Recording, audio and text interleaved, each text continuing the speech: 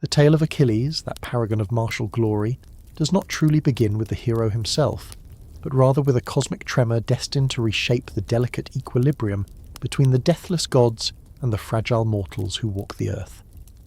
High upon the cloud-wreathed peaks of Mount Olympus, Zeus, the king of gods, found himself confronting a primordial prophecy that threatened not merely his dominion, but his very existence. There existed a sea nymph, a creature of breathtaking ethereal beauty named Thetis, one of the 50 daughters of the Old Man of the Sea, Nereus, who dwelled within the deepest, most obsidian caverns of the Mediterranean. Her allure was so potent, so intoxicating, that it had ensnared the minds of both Zeus and his brother, the earth-shaker Poseidon. Her hair shimmered like moonlight upon the restless waves, and her eyes held the unnerving, abyssal depth of the open ocean. Yet, it was not her physical enchantment that would dictate her fate, but rather the irrevocable words that spilled from the withered lips of the fates themselves. It was the Titan Prometheus, he who had stolen the celestial fire to gift unto humanity, and thereby earned the eternal enmity of Zeus, who delivered a warning that would echo through the corridors of time. He proclaimed that any son born of Thetis would be destined to become far mightier, far more glorious than his father. These words struck the mind of Zeus like a thunderbolt of his own making. If he were to sire a child with this water deity, that son would inevitably rise to usurp his throne, just as Zeus had overthrown his father Kronos, and just as Kronos had cast down his own father Uranus. The divine cycle of succession, a bloody chain of patricide that had governed the cosmos since the dawn of creation, suddenly loomed as an unacceptable risk. Rather than face this potential cataclysm, Zeus made a calculated decree that would alter the trajectory of both the divine and mortal realms forevermore. The judgment was absolute. Thetis must be wed to a mortal, a man of flesh and blood. In this way, the child she bore, though inheriting his mother's divine essence, would remain shackled by the inescapable limitations of humanity. The mortal chosen for this union was Peleus, king of the Myrmidons in the rugged lands of Thessaly, a warrior whose renown for courage and honour had ascended even to the peaks of Olympus. Peleus had proven his worth in countless battles, his bronze-tipped spear bringing endless enemies to their knees, and through his iron will he had transformed the Myrmidons from a scattered tribe into a formidable military force that struck terror into the hearts of their foes. However, the courtship between the mortal king and the divine nymph did not proceed in any manner known to the customs of men. Thetis, possessing the ancient shape-shifting fluidity of her kind, had no intention of submitting easily to this forced union. When Peleus first attempted to approach her upon the shoreline near his kingdom, Thetis dissolved her form, twisting instantly into a serpent. Her scales gleamed like polished bronze under the harsh sun, her forked tongue tasting the air for danger. Yet Peleus, undaunted, maintained his grip. Next, she erupted into the form of a lioness. Her golden mane whipped in the sea breeze. Muscles rippling beneath tawny fur, she unleashed a roar that shook the earth and sky. Still, the mortal king did not loosen his hold. From searing fire to rushing water, from soaring birds to savage beasts, Thetis exhausted every guise she could conjure. But the resolve of Peleus remained unbroken, for Chiron, the wisest of all centaurs, had counselled the king that persistence would eventually triumph over divine caprice. Finally, realizing the futility of her resistance, and perhaps finding something admirable in the unyielding will of Peleus, Thetis returned to her natural radiant form and consented to the marriage commanded by Zeus. The wedding of Peleus and Thetis blossomed into the most magnificent celebration the world had ever witnessed. Mount Pelion, chosen for its proximity to both the heavens and the sea, was transformed into a divine amphitheatre. The gods of Olympus descended from their celestial abodes, their radiant presence bathing the mountainsides in an otherworldly luminescence. Apollo brought his golden lyre, and the melodies he plucked from the strings were so hauntingly beautiful that the very stones of the mountain wept with emotion. Dionysus poured wine that flowed like rivers, its intoxicating effects amplified by the divine essence infused within it. The muses sang in harmonies previously unheard by mortal ears, their voices seeming to reshape the fabric of reality itself. The divine smith Hephaestus presented wedding gifts forged with unparalleled artistry, golden chalices that never emptied, armour capable of deflecting any mortal blade, and jewels that trapped the living light of the stars. The other gods, vying with one another in generosity and splendour, presented their own colossal tributes to the couple. Centaurs galloped across the slopes, their hooves striking sparks from the rocky ground, while nymphs danced amidst the ancient groves, their laughter echoing like silver bells carried upon the wind. Yet, in this celestial gathering, one divine figure was conspicuously absent. Eris, the goddess of discord and strife, had been deliberately omitted from the guest list. The other gods, desiring to preserve harmony during this unprecedented union between the divine and the mortal, believed her presence would inevitably invite conflict. Alas, this exclusion proved to be a miscalculation of catastrophic proportions. In the midst of the festivities, Eris arrived, her dark robes billowing like storm clouds, her eyes burning with the fury of the slighted.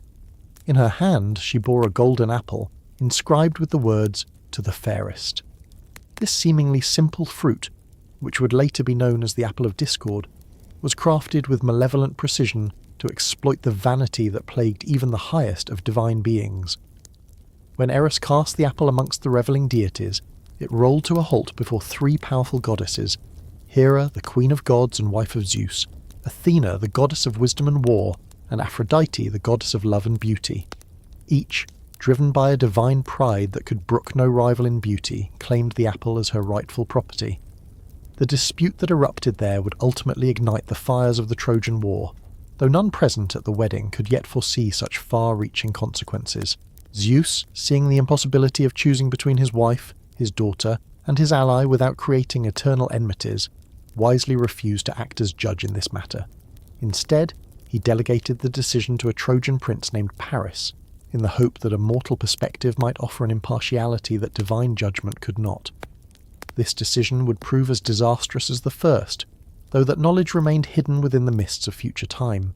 Following their divine nuptials, Peleus and Thetis established their household in Thessaly, where the sea nymph attempted to adapt to the rhythms of mortal life with varying degrees of success.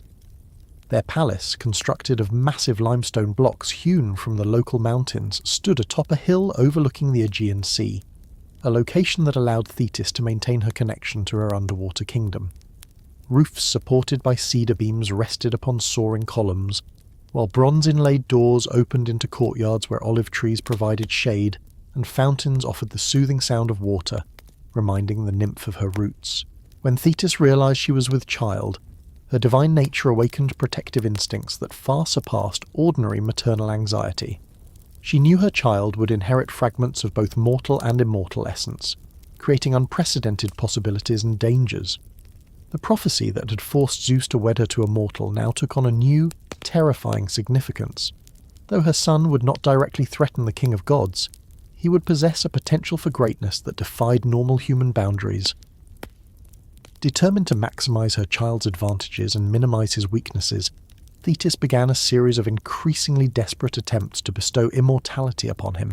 Her first method was the ancient ritual of purification by fire, a practice known among the gods but perilously dangerous when applied to beings with mortal components. Every night, after Peleus had drifted into slumber, Thetis would carry the infant to the central hearth of the palace, where flames burned ceaselessly in honour of Hestia. This process required delicate control and unwavering focus. Thetis would hold her son directly within the flames, her own immortal essence shielding the child's divine parts, while allowing the celestial fire to singe and consume his mortal elements. The baby's skin would shimmer with an otherworldly light as the flames licked at his tiny body. Yet, the child showed no sign of pain or distress.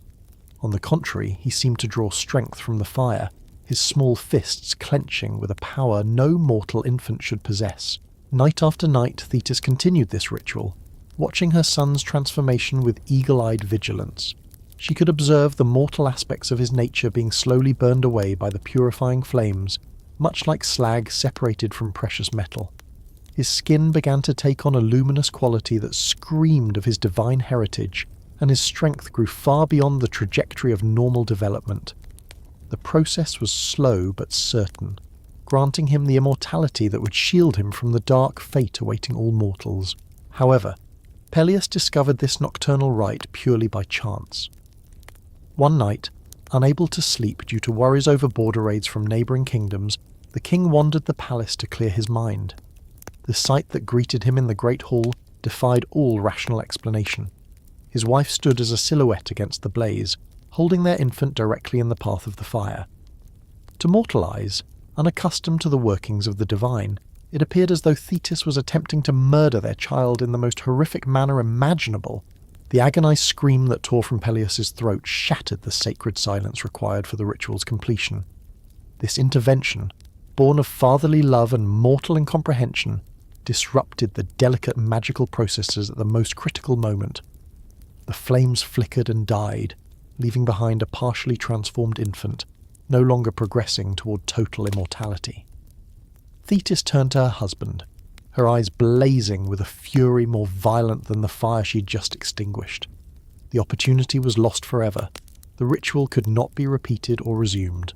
The confrontation that followed laid bare the fundamental incompatibility between divine and mortal perspectives. Acting on human understanding, Peleus could see only attempted infanticide in what Thetis viewed as the ultimate act of maternal protection.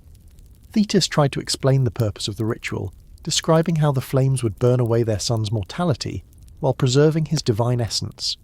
But Peleus's mortal mind could not fully grasp such concepts. To him, fire meant destruction, not transformation.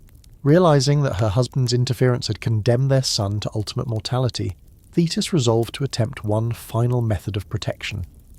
She had heard whispers from her sisters, the Nereids, speaking of the river Styx, that pitch-black waterway forming the boundary between the world of the living and the realm of the dead. The waters of the river possessed unique properties, granting invulnerability to any living being submerged within them. However, this process carried its own grave risks, for the currents of the Styx could easily sweep away anyone who ceased to cling to life. Without speaking a word of her intent to Peleus, Thetis departed Thessaly with the babe in her arms, setting forth toward the hidden entrance to the underworld. This journey would require her to traverse the eerie landscapes that existed between the mortal and divine realms. They travelled toward realms where reality bent, where the boundaries of existence blurred and matter itself became mutable. Ancient forests where the trees whispered secrets in languages far older than the invention of human speech. Mountains that pierced the sky and vanished into motionless clouds, and valleys where shadows fell upward rather than down. All these marked Thetis's path toward the ultimate frontier. The river Styx materialized not merely as a body of water, but as a ribbon of absolute void cutting through a landscape where grey stones and an eternal, suffocating twilight reigned supreme. Its turgid waters flowed with the crushing inevitability of fate itself, dragging the hopes and terrors of countless souls toward destinations unknown to the living. No creature could dwell upon its banks, for the river's eldritch presence was a vampire of the spirit, draining the vital essence from anything that dared encroach upon its domain. Even Thetis, possessed of a divine constitution, felt the chilling touch of entropy gnawing at her soul as she knelt beside that flowing darkness. With a grip born of maternal desperation, Thetis seized her son by his right heel and plunged him into the freezing, necrotic currents of the Styx. The infant convulsed as the river's terrible power washed over his diminutive form. Yet, instead of extinguishing his life, the dark magic began to transmute his flesh. It hardened his skin into something more resilient than tempered bronze, more unyielding than the finest armour ever forged by mortal or immortal hands.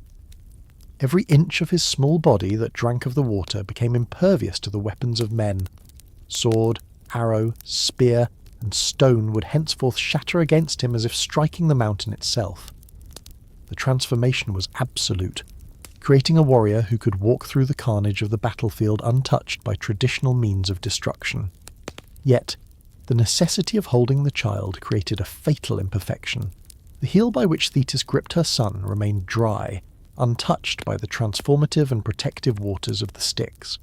Thus, a single anchor to the fragile realm of mortality remained upon his otherwise godlike form. This detail, seemingly trivial in the chaotic moment of the ritual, would ultimately serve as the key to the hero's inescapable doom. Upon their return to Phthia, Thetis realized that the foundation of her marriage to Peleus had been irreparably fractured by their fundamental schism regarding the rearing and protection of their son. The mortal king could not comprehend the desperate, terrifying measures his wife employed, seeing only madness where she saw salvation. Conversely, The sea nymph could not forgive her husband for interfering with the potential immortality of their offspring. The tension became a weight too heavy for their union to bear. Thetis abandoned the realm of men, retreating to the subaquatic palaces of her father, leaving behind the son she had fought so fiercely to preserve. The infant, now bearing the name Achilles, remained under the guardianship of Peleus, to be raised as a mortal prince despite his extraordinary heritage. The name itself carried the heavy burden of prophecy, derived from words signifying the grief of the people. It implied that his very existence would weave a tapestry of sorrow for many. Even in his infancy, the signs of his eldritch nature began to manifest in ways that both astounded and unsettled his caretakers. His physical development proceeded with a celerity that defied nature. Where ordinary babes required months to summon the strength to lift their heads, Achilles achieved such feats in mere weeks. His grip possessed enough force to bend bronze implements, and his cries resonated with a volume and intensity that seemed to shake the very limestone foundations of the palace. Servants whispered in hushed tones about his hair, which appeared to trap and reflect the sunlight, even within the deepest shadows, and his eyes, which held a profundity of wisdom far beyond his tender age. As Achilles transitioned from infancy to boyhood, his supernatural speed became his most defining trait. He could outrun children twice his age, his feet barely seeming to graze the earth as he raced through the palace corridors and courtyards. Peleus watched with a complex mixture of swelling pride and gnawing anxiety, as his son displayed capabilities that clearly transcended the limitations of humanity. The boy could leap distances that mocked the laws of physics, scale sheer walls with the agility of a spider, and possess reflexes that allowed him to snatch arrows from the air before they could find their marks. The prophecy that had shaped his conception began to reveal itself in more subtle, terrifying ways. Seers and oracles who visited the court of Peleus would often pause when encountering the young prince, their eyes clouding with the distant glassy stare of divine vision. In low, trembling voices they spoke of two diverging paths that lay before the child, each leading to a vastly different destiny. The first path promised a long, extensive life, a tranquil existence spent ruling over Phthia, a marriage to a suitable princess, children to continue his line, and finally, a peaceful death in old age, followed by the quiet erosion of oblivion that awaits most mortals. The alternative path, however, blazed with glory but was destined to be as fleeting as a shooting star. This fate heralded wars that would echo through history, feats of heroism that would inspire songs for generations, and a name that would never be forgotten so long as men drew breath. Yet this immortal fame demanded the ultimate price, a life cut short in the flower of youth and strength, sacrificed upon the altar of eternal renown. The weight of this foreknowledge pressed heavily upon all who knew it. Though Achilles remained unaware of the choice he would eventually be forced to make, Peleus wrestled with the consequences, knowing that his son's prodigious gifts pointed inevitably toward the path of glory and early death. The king found himself trapped between the desire to protect his child and the acceptance that such protection was ultimately impossible and contrary to the boy's essential nature. As Achilles approached his 7th year, Peleus faced a decision that would fundamentally shape the trajectory of his son's life. Managing the boy's extraordinary abilities within the confines of court life had become increasingly untenable. His superhuman strength had already resulted in several accidents during play with other noble children, including an incident where he had inadvertently broken the arm of a companion while wrestling.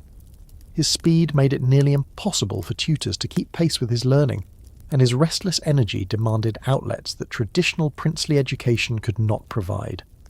The solution arrived from an unexpected source. Chiron, the most renowned of all centaurs, sent word to Peleus that he would accept the young prince as his disciple upon Mount Pelion.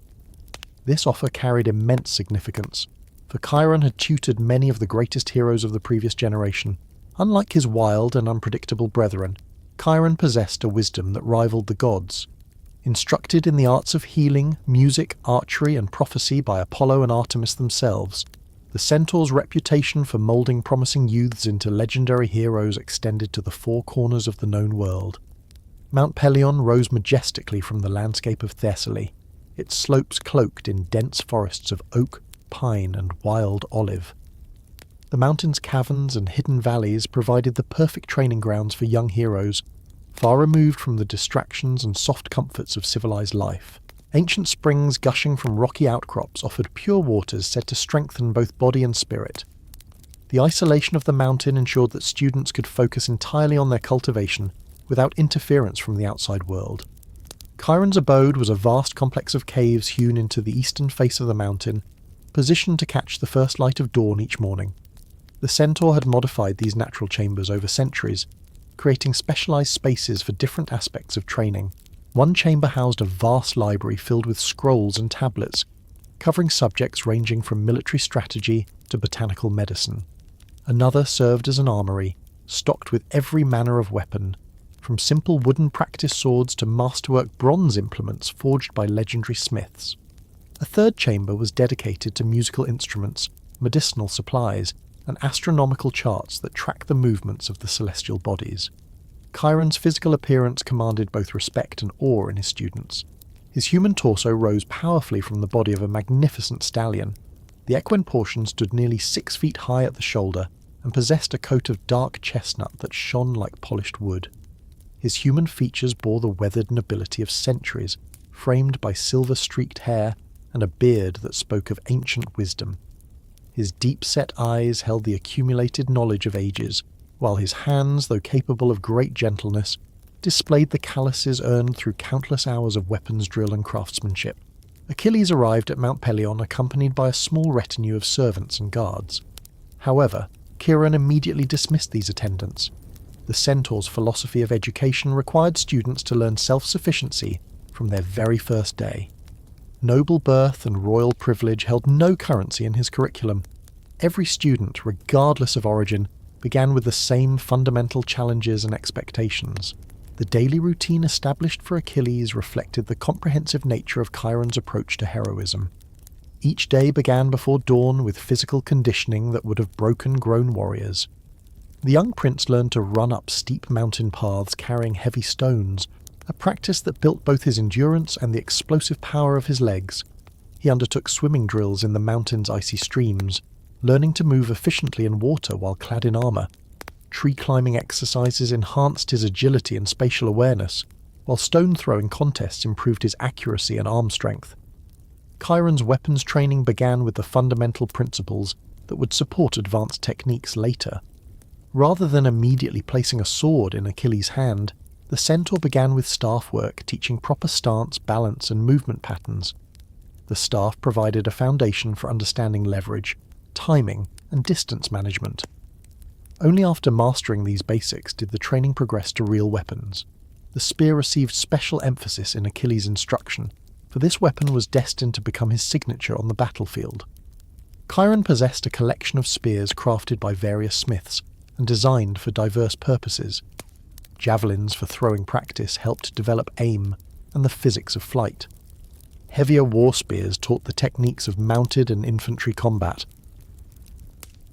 The centaur's own spear, a masterpiece with a bronze tip that never dulled and a shaft of mountain ash that never cracked, served as the ultimate example of what such a weapon could achieve in skilled hands.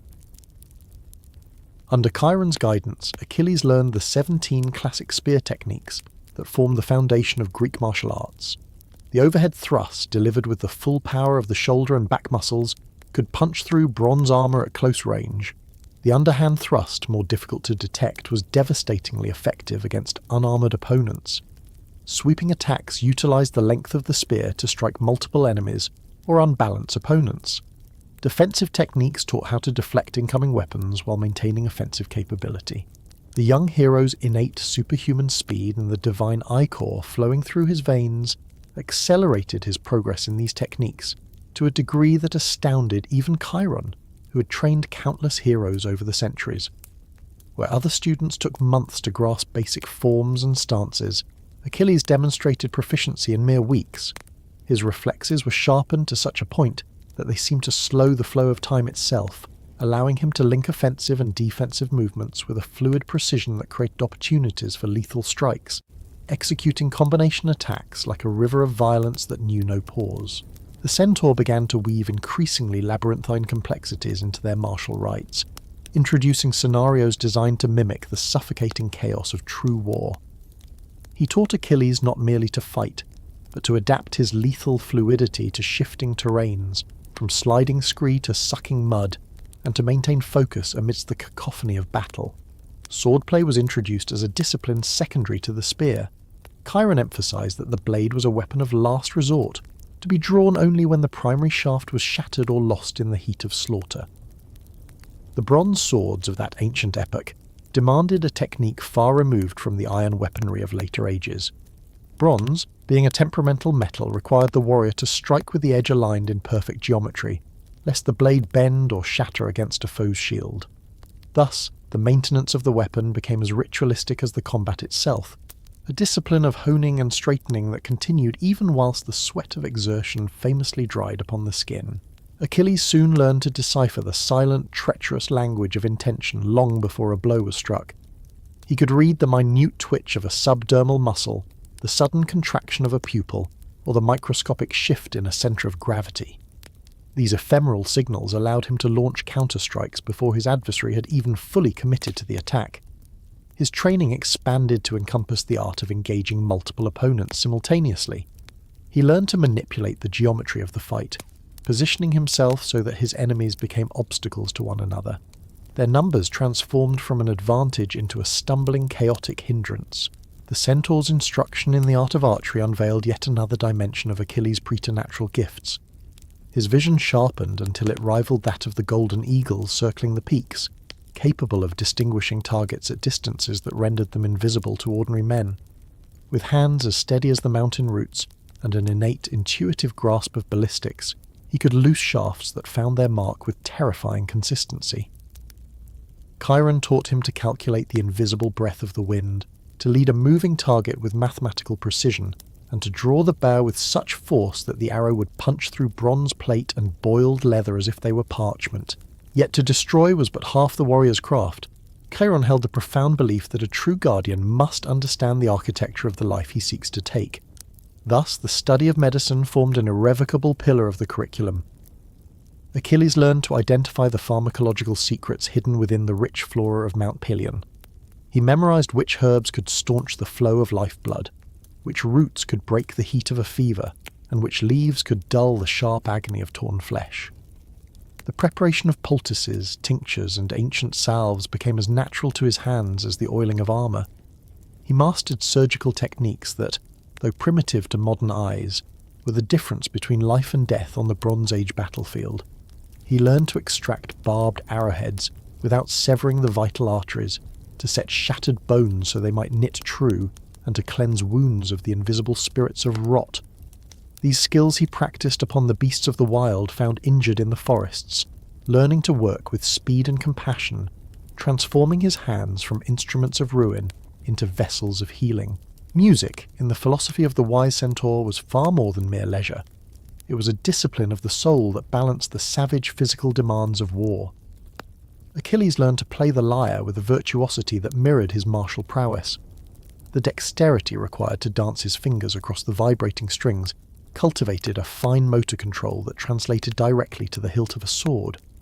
The mathematical relationships underpinning musical harmony sharpened his understanding of rhythm, proportion, and timing, concepts that governed the flow of combat as surely as they governed a melody. Singing accompanied the lyre, for Chiron believed that a hero must be capable of inspiring his followers not just with the edge of a blade, but with the power of his voice. He was taught the ancient songs of heroes past, oral tapestries that wove examples of nobility, tragedy, and the correct posture of a king. Through the recitation of epic poetry, Achilles absorbed the strategic lessons of history, analysing the triumphs and catastrophes of forgotten campaigns. He committed thousands of verses to memory, honing the oratorical skills that would one day allow him to command the hearts of the Myrmidons. Chiron's moral instruction was as rigorous as the physical agony of the training grounds. The concept of timi, that untranslatable ancient idea of honour and worth, formed the central column of his character. This was not merely reputation, but a complex web of social and divine obligations. True honour required courage in the face of annihilation, absolute loyalty to one's comrades, reverence for the deathless gods, and the sacred duty to shield those who could not shield themselves. The centaur utilised the theatre of the natural world to instil these virtues. During the hunt, Achilles learned that a hero takes only what is necessary for survival, never killing for sport, and always sparing the pregnant mothers of the herd to ensure the cycle of life continued. In mock battles with his peers, he learned that a victory seized through deceit was no victory at all, but a stain upon the soul. The concept of fair play was etched into his psyche through 1,000 small corrections. Even pride, that most dangerous of traits, was cultivated carefully. Chiron taught him to take satisfaction in excellence, but to shun the toxic arrogance of hubris. He learned that true pride stems not from a single moment of glory, but from the relentless, consistent adherence to a code of conduct that placed honour above safety and a glorious death above a long, shameful existence. The cohort of young heroes training alongside Achilles upon the slopes of Pelion formed a brotherhood destined to echo through the ages. Foremost among them was Patroclus, exiled from his home after a tragic accident of youth. Older than Achilles, yet possessed of a gentler spirit, Patroclus became the anchor to Achilles' tempest. Their bond transcended simple friendship, evolving into a profound connection of soul and purpose. Patroclus excelled in the healing arts, his empathy making him a natural physician and a soothing presence to the younger students struggling under Chiron's demanding regime. Where Achilles was fire and steel, Patroclus was water and balm, his wisdom often checking the darker, more volatile impulses of the demigod. Then there was Ajax, son of Telamon, a towering giant of a youth who would one day rule Salamis. Standing nearly 7 feet tall with bones like oak trunks, he was the only student who could match Achilles in raw physical power. Their sparring sessions were legendary earth-shaking collisions of force that pushed both warriors to their absolute limits. Though Ajax lacked the divine, mercurial speed of Peleus' son, his indomitable strength and resilience made him a formidable rival and a staunch ally. Diomedes, heir to the throne of Argos, brought a brilliant tactical mind to the mountain. Even Chiron was impressed by the boy's ability to dissect battlefield scenarios and formulate strategies that turned disadvantages into traps. Between Diomedes and Achilles grew a mutual respect founded on their shared pursuit of perfection, their debates on strategy sharpening their minds as whetstones sharpen iron. Watching over them was Phoenix, an older disciple who served as a mentor and elder brother, helping the new arrivals navigate the brutal transition from palace life to the austere discipline of the wild. The bonds forged in the fires of this training created a fraternity of absolute trust. They learned that in the shield wall, a man's life belongs not to himself, but to the brother standing at his shoulder. Leadership manifested naturally in Achilles. His peers looked to him not out of fear, but out of recognition of his transcendent ability. Under Chiron's watchful eye, Achilles learned to lead by example, never asking a companion to endure a hardship he himself would not face. He discovered the patience required to teach, breaking down complex techniques for younger students, revealing a depth of character beneath his warlike exterior. By the time his 18th year approached, the transformation was complete. Achilles had grown from a promising boy into a terrifying instrument of war. His speed was such that he could run down a fleeing stag on foot. His strength allowed him to wield weapons that would exhaust a normal man in moments. Yet, more importantly, he carried within him a code of honor that would define every choice he made in the bloody years to come. But while the young lion sharpened his claws in the isolation of the mountains, the loom of fate was weaving a dark tapestry far to the south. In the golden city of Sparta, King Menelaus lived in apparent bliss with his wife, Helen, a woman whose beauty had already become the stuff of legend. Yet, this domestic tranquility was but the calm before a hurricane that would shatter the world. The seeds of this coming apocalypse had been sown years prior, at the wedding of Achilles' own parents, when Eris had cast the apple of discord among the goddesses. The judgment of Paris, the Trojan prince who had awarded the apple to Aphrodite, in exchange for the love of the world's most beautiful woman, was now ripening into catastrophe. Paris had arrived in Sparta under the guise of diplomacy, but in his heart burned a divine promise that would justify the abduction of a queen and the burning of a civilization. The gears of destiny were grinding, and soon the peace of Mount Pelion would be shattered by the call to the greatest war in human history. Paris set foot upon the soil of Sparta at the head of a diplomatic procession that shimmered with the accumulated wealth of Troy, bearing gifts selected from the deepest vaults of Priam's treasury. Ostensibly, his mission was one of peace and prosperity, a noble endeavour to negotiate trade agreements that would bring affluence to both kingdoms and cement a bond of brotherhood, across the dividing waters of the Aegean. King Menelaus of Sparta, a man bound by the sacred and inviolable laws of Xenia, the ancient code of guest friendship protected by Zeus himself, welcomed this foreign prince with open arms, offering him the finest chambers, the most lavish banquets, and the unconditional trust of a host. In the mind of the Spartan king, there existed not even a shadow of suspicion that treason might fester within the heart of his guest, for the bond between host and guest was a spiritual contract, deemed untouchable by the customs of mortals and the decrees of the deathless gods alike. Yet the influence of Aphrodite, the golden goddess of love, was a force far more potent and terrifying than any mortal law or moral obligation. Helen, the wife of Menelaus, and a queen whose beauty was already the subject of hushed reverence across the known world, found herself ensnared by a passion that defied the boundaries of reason. Despite her sacred marriage vows and the heavy burden of her royal station, she became a prisoner to an overwhelming, logic-defying desire for the Trojan prince. The goddess of beauty had woven enchantments around Helen's will so powerful, so suffocating, that resistance became an impossibility.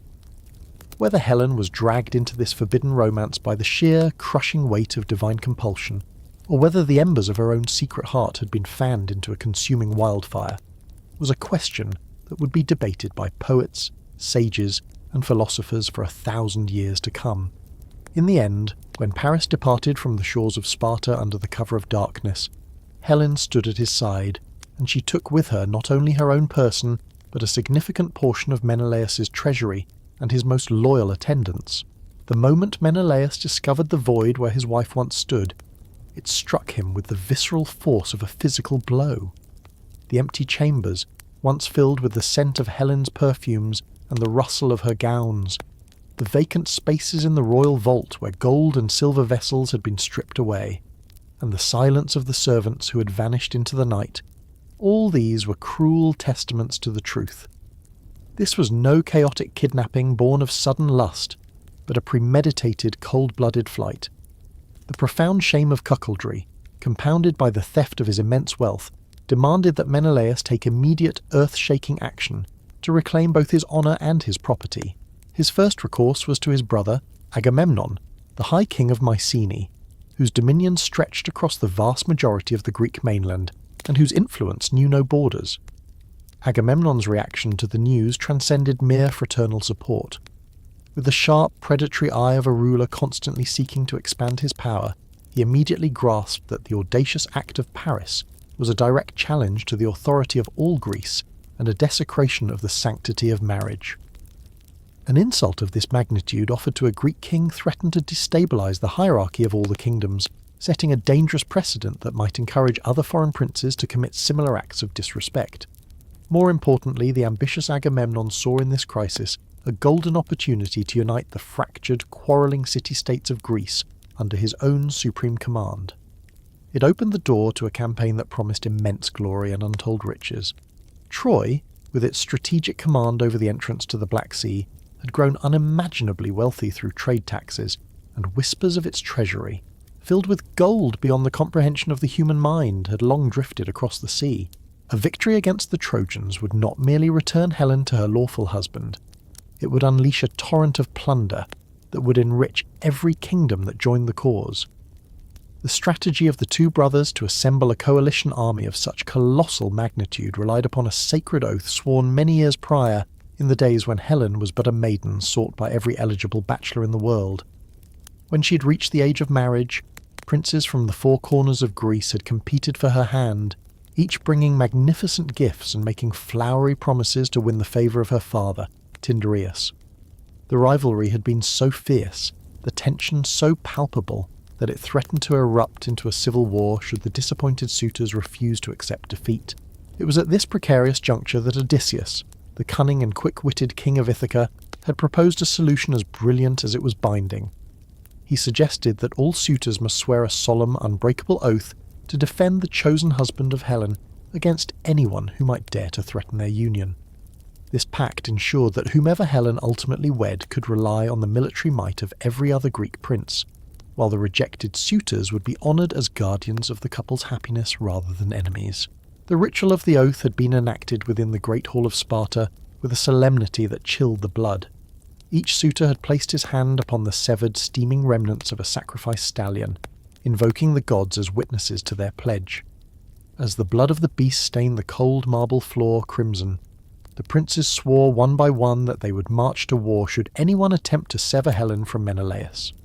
Zeus the Thunderer, Poseidon the Earthshaker, and Athena the Grey-Eyed were named specifically as guarantors, ensuring that divine wrath would inevitably fall upon any who dared to break their word.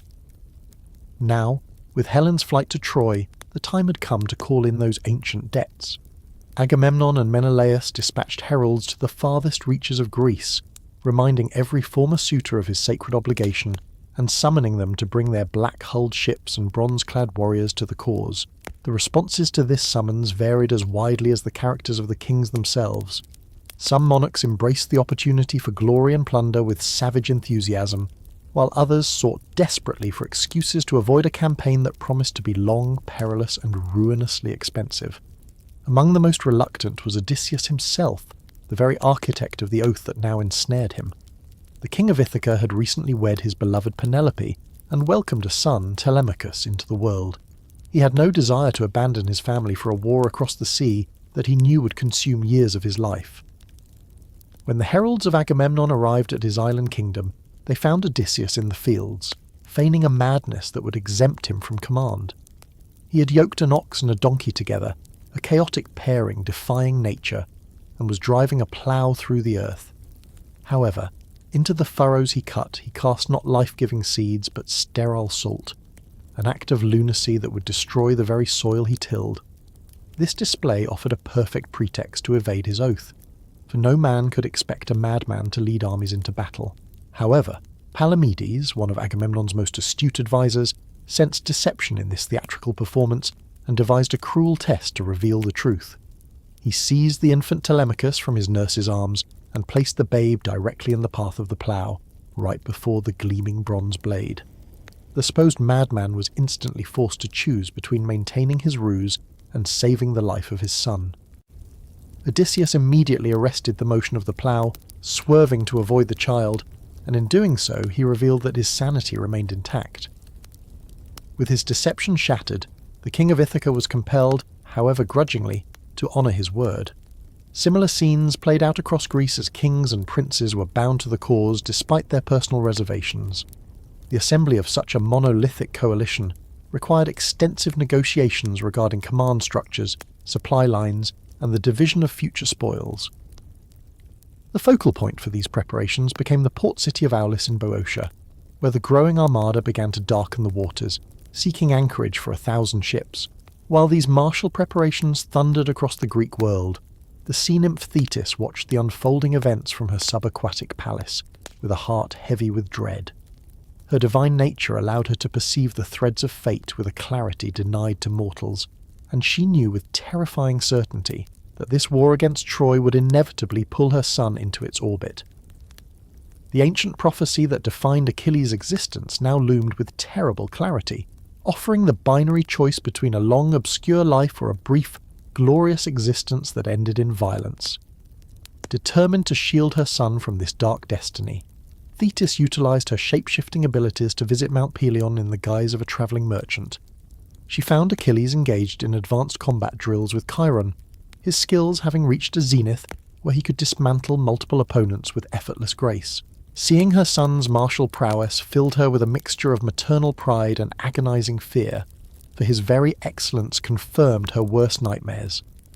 Thetis revealed her true form to Achilles, explaining the gathering storm and outlining the perils that awaited any hero who sailed for Troy. She spoke of the prophecy, pleading with him to choose the path of safety and longevity. Her arguments carried the weight of divine foreknowledge, seeing outcomes hidden from mortal eyes. Yet, even as she begged her son to shun the coming war, Thetis sensed the futility of her words.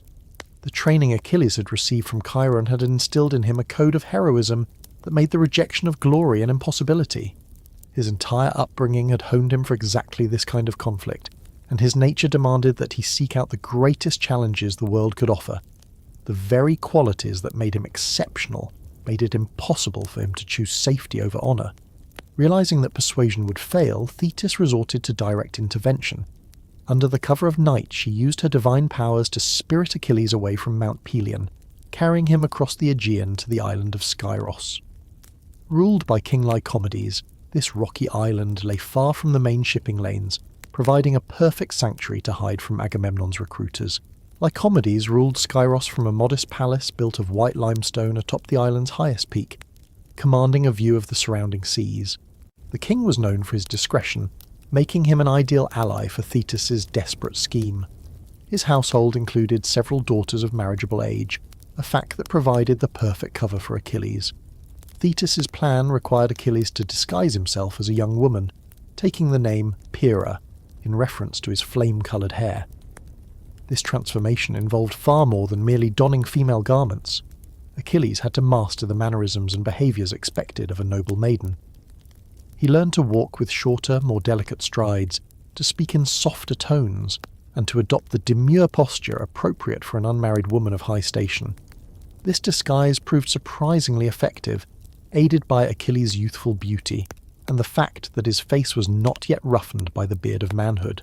Clad in flowing robes of fine linen and adorned with jewellery befitting his supposed station, Achilles blended seamlessly into the circle of Lycomedes' daughters. Even in the guise of a woman, his exceptional beauty drew the admiration of visitors who believed they were gazing upon one of the loveliest maidens in all of Greece. Life among the noble women of Skyros offered Achilles a window into a world his martial training had never touched. He learned the complex protocols governing female conduct, the intricate relationships between mothers and daughters, and the expectations placed upon noble women in Greek society. This experience allowed him to view the world through a lens far wider than the narrow slit of a helmet.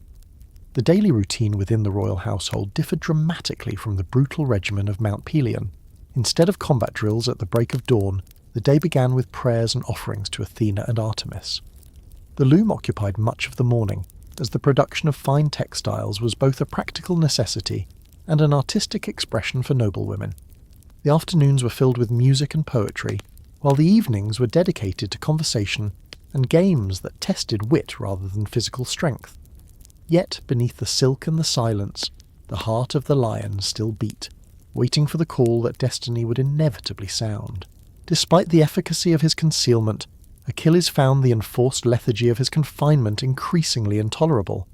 The warrior spirit that roared within his blood rebelled violently against the sedentary, silken existence expected of a noble virgin, and he struggled to contain the restless kinetic energy that demanded physical expression. Under the cloak of midnight when the palace slept, he would engage in secret exercises to maintain the lethal conditioning of his body, though these clandestine sessions carried the perpetual risk of discovery and exposure.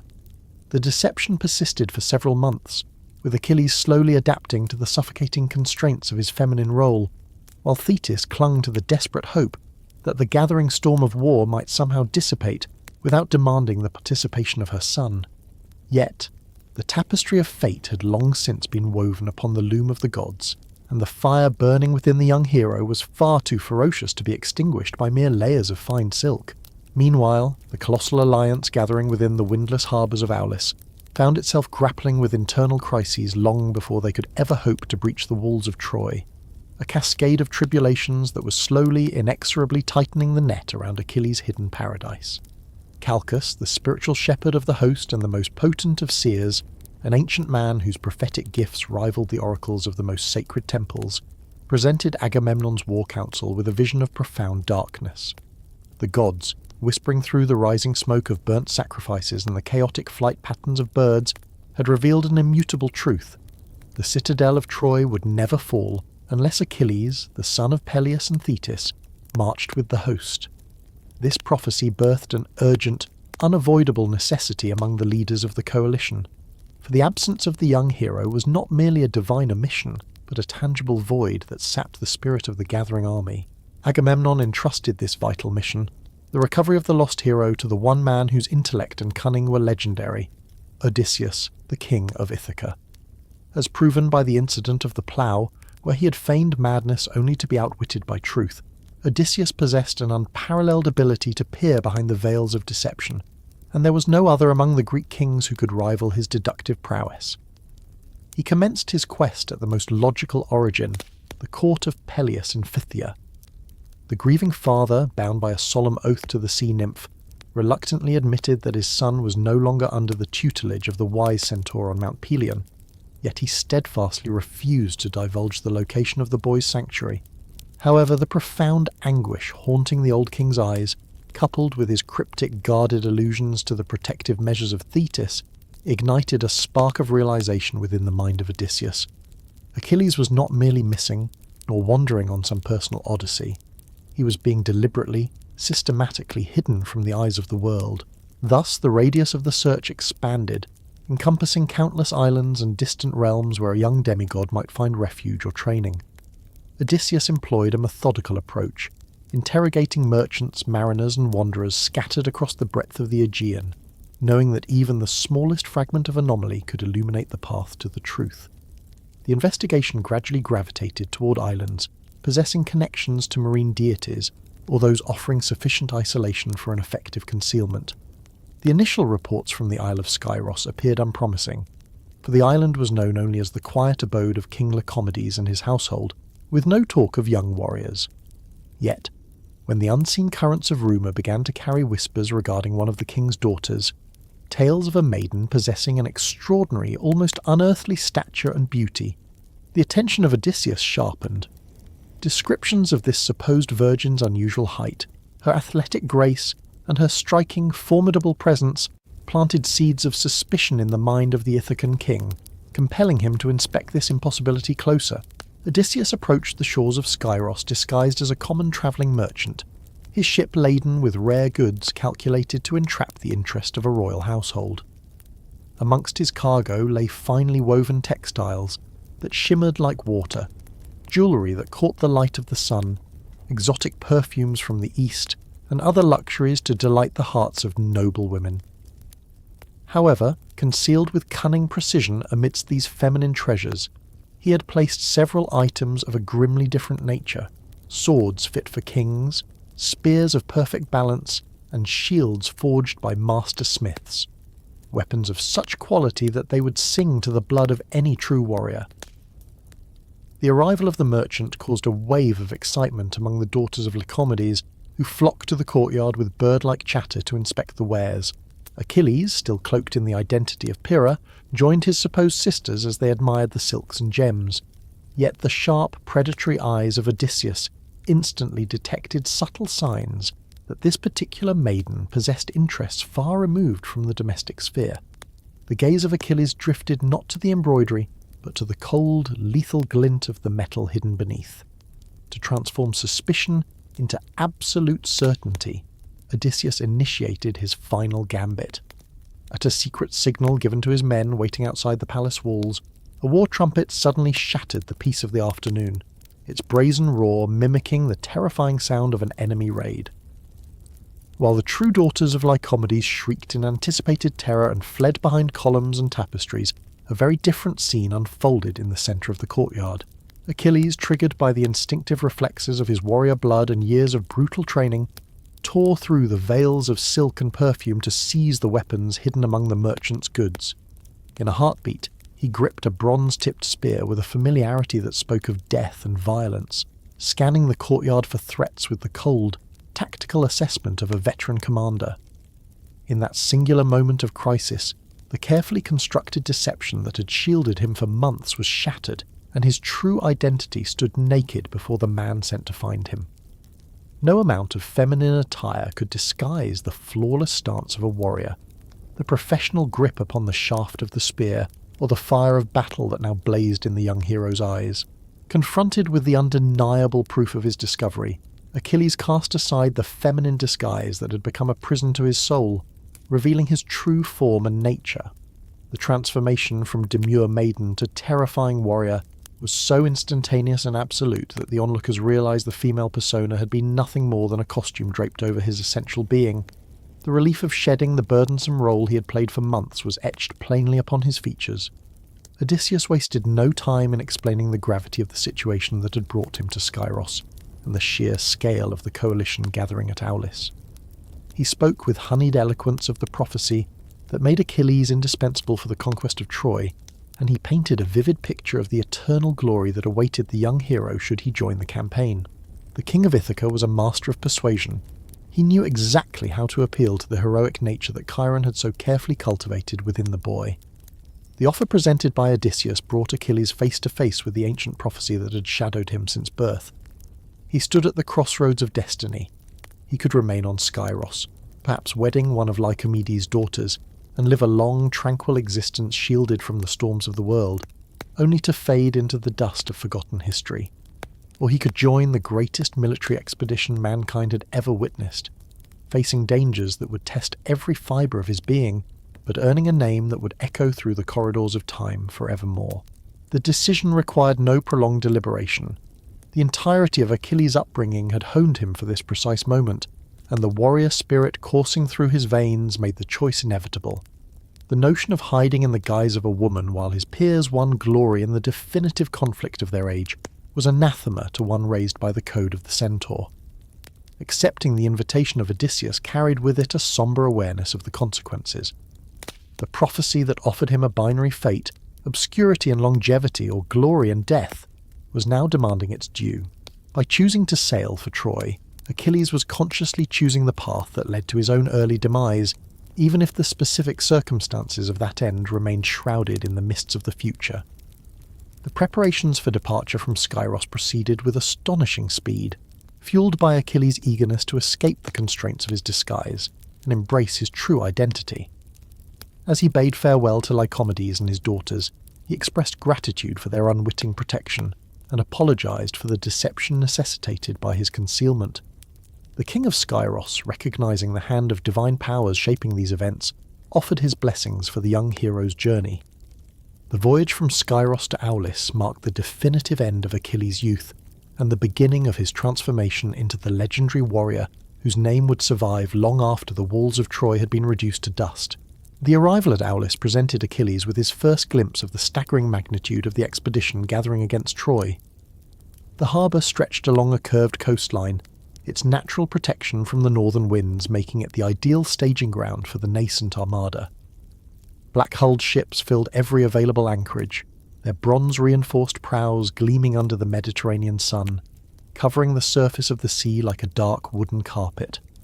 Crews worked ceaselessly to maintain rigging and repair the wear of the journey to the assembly point.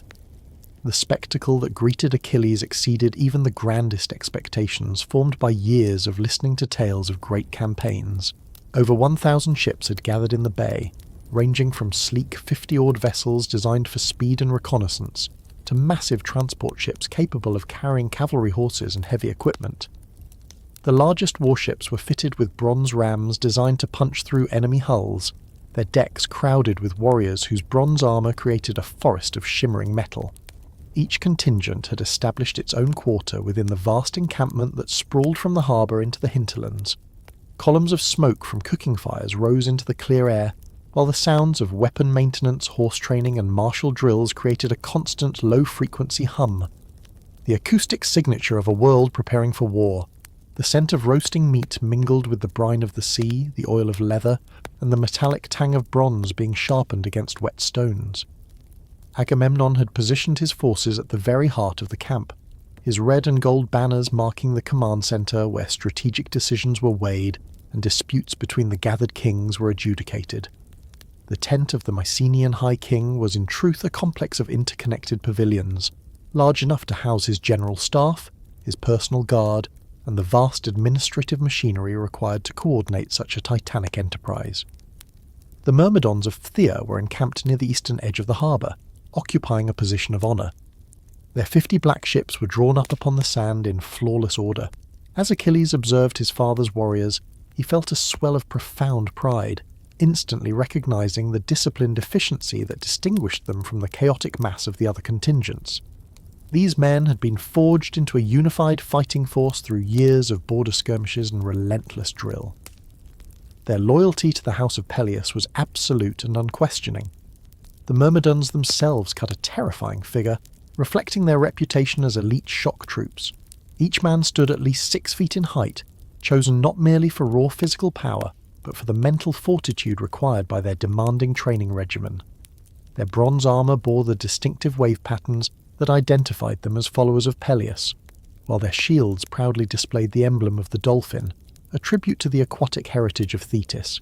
In the enforced absence of King Peleus, the command of the Myrmidons had fallen to Phoenix, that grizzled patriarch of war whose eyes had witnessed the bloody tides of conflict for generations.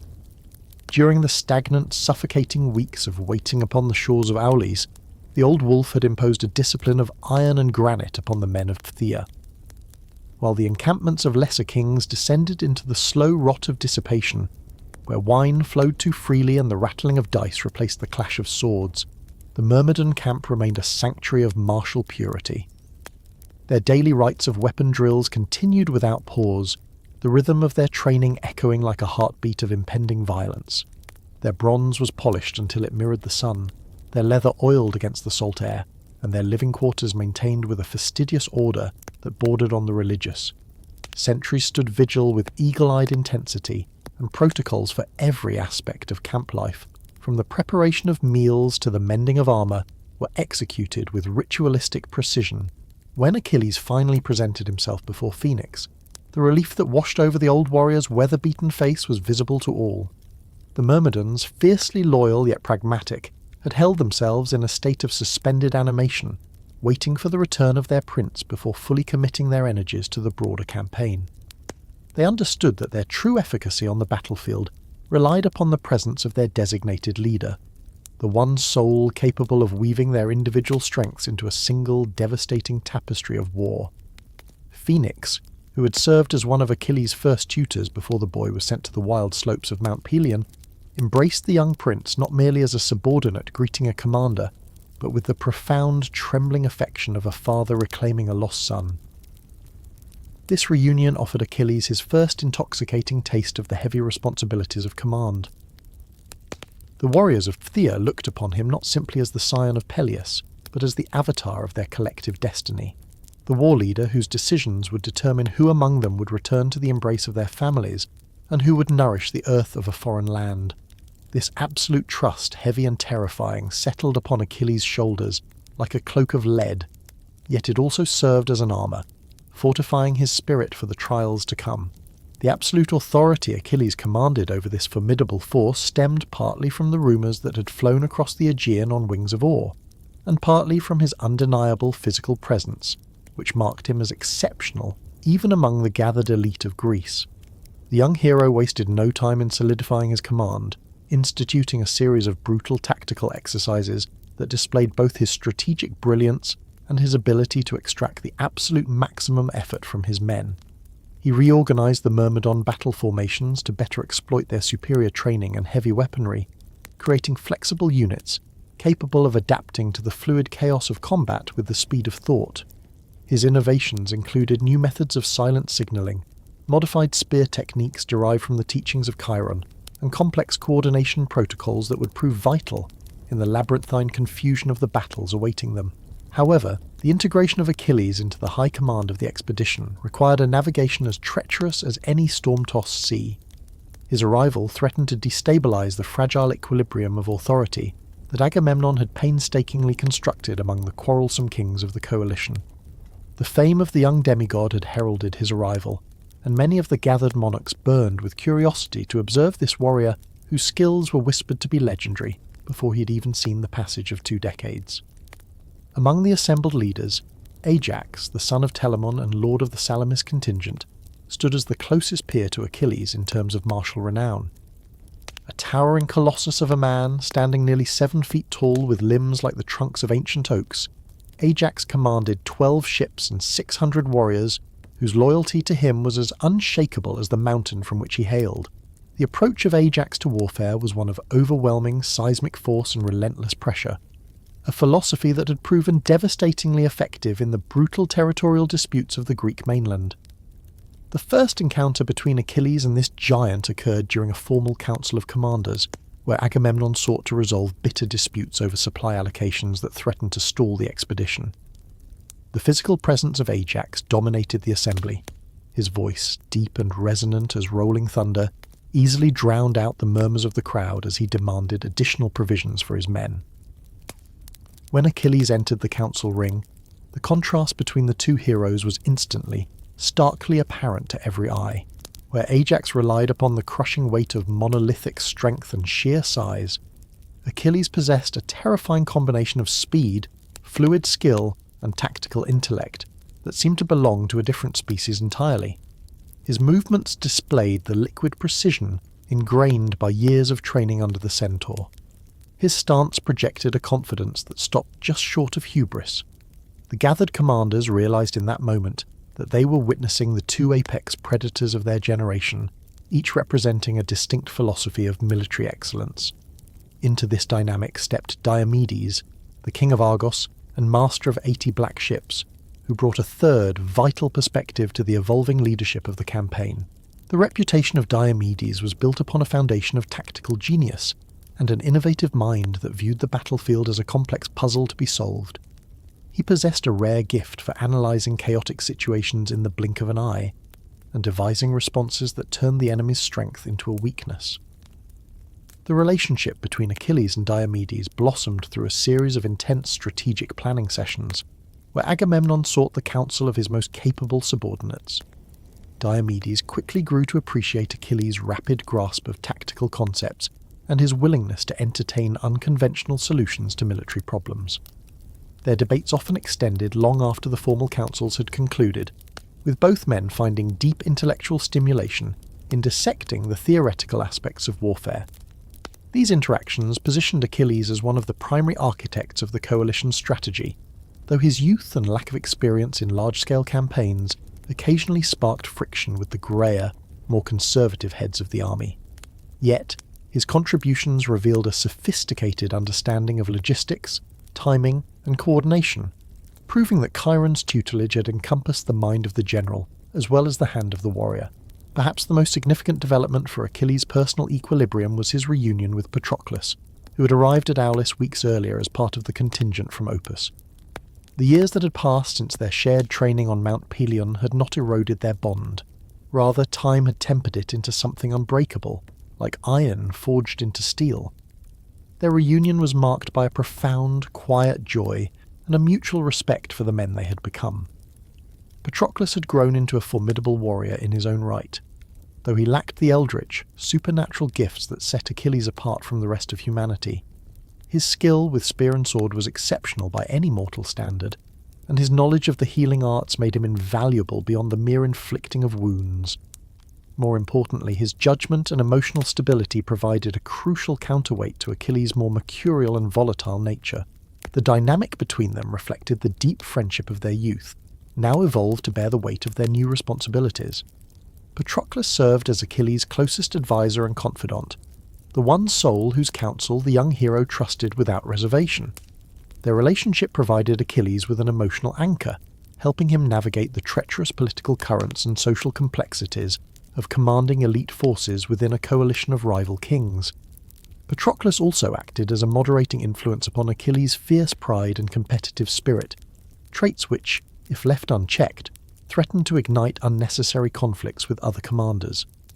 His diplomatic touch proved invaluable in smoothing over the tensions caused by Achilles' direct, often blunt approach to problem-solving, and his ability to read the subtle undercurrents of social interaction helped prevent misunderstandings from festering into open feuds. The integration of the Myrmidons into the broader structure of the expedition required extensive coordination with other contingents, for the disparate Greek forces needed to function as a unified organism, despite their varied origins and command structures. Achilles worked closely with his peers to establish protocols for joint operations, supply sharing, and tactical support, systems that would prove vital once the fleet reached the hostile shores of Troy. These planning sessions laid bare the immense complexity of managing such a diverse coalition. Each contingent brought its own traditions, equipment standards, and operational preferences. The Spartans under Menelaus emphasized rigid, phalanx-like discipline and coordinated movement. The Athenians preferred more flexible tactics that capitalized on individual initiative. The Cretans contributed world-renowned archery skills, and the Thessalians provided cavalry units that added a crucial element of mobility to the heavy infantry force.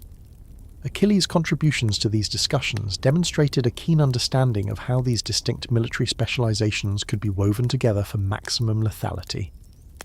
His proposals for integrating archer support with infantry advances, utilising cavalry for scouting and pursuit, and coordinating naval blockades with land-based assaults impressed even the most seasoned veterans, revealing a grasp of combined arms warfare that was decades ahead of its time.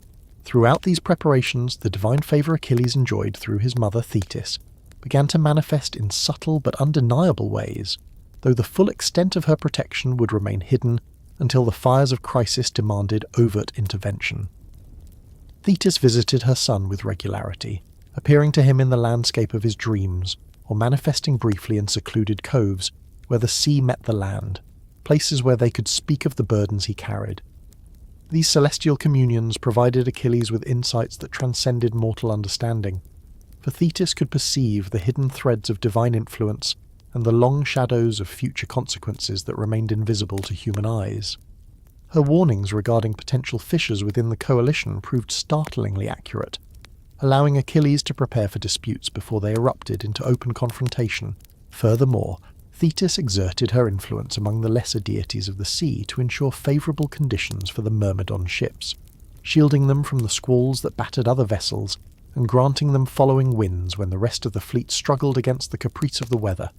These advantages were woven with enough subtlety to avoid drawing the jealous gaze of other gods, yet they contributed significantly to the growing reputation of the Myrmidons as masters of seamanship and navigation. As the preparations for the great voyage neared completion, the strategic importance of Achilles to the Greek cause became increasingly glaring. The prophecy declaring that the walls of Troy would never fall without his presence had permeated every layer of the coalition, creating a crushing weight of expectation upon the young hero. He was under immense pressure to justify his legendary reputation before the first spear was even thrown. The other commanders looked to him to lead the most perilous operations, while the common soldiers drew courage simply from the knowledge that the godlike son of Peleus walked among them. This universal recognition of his military supremacy created a double-edged sword for Achilles. His tactical innovations were rapidly adopted by other contingents, and his training methods became the standard for preparing troops for the rigours of siege warfare.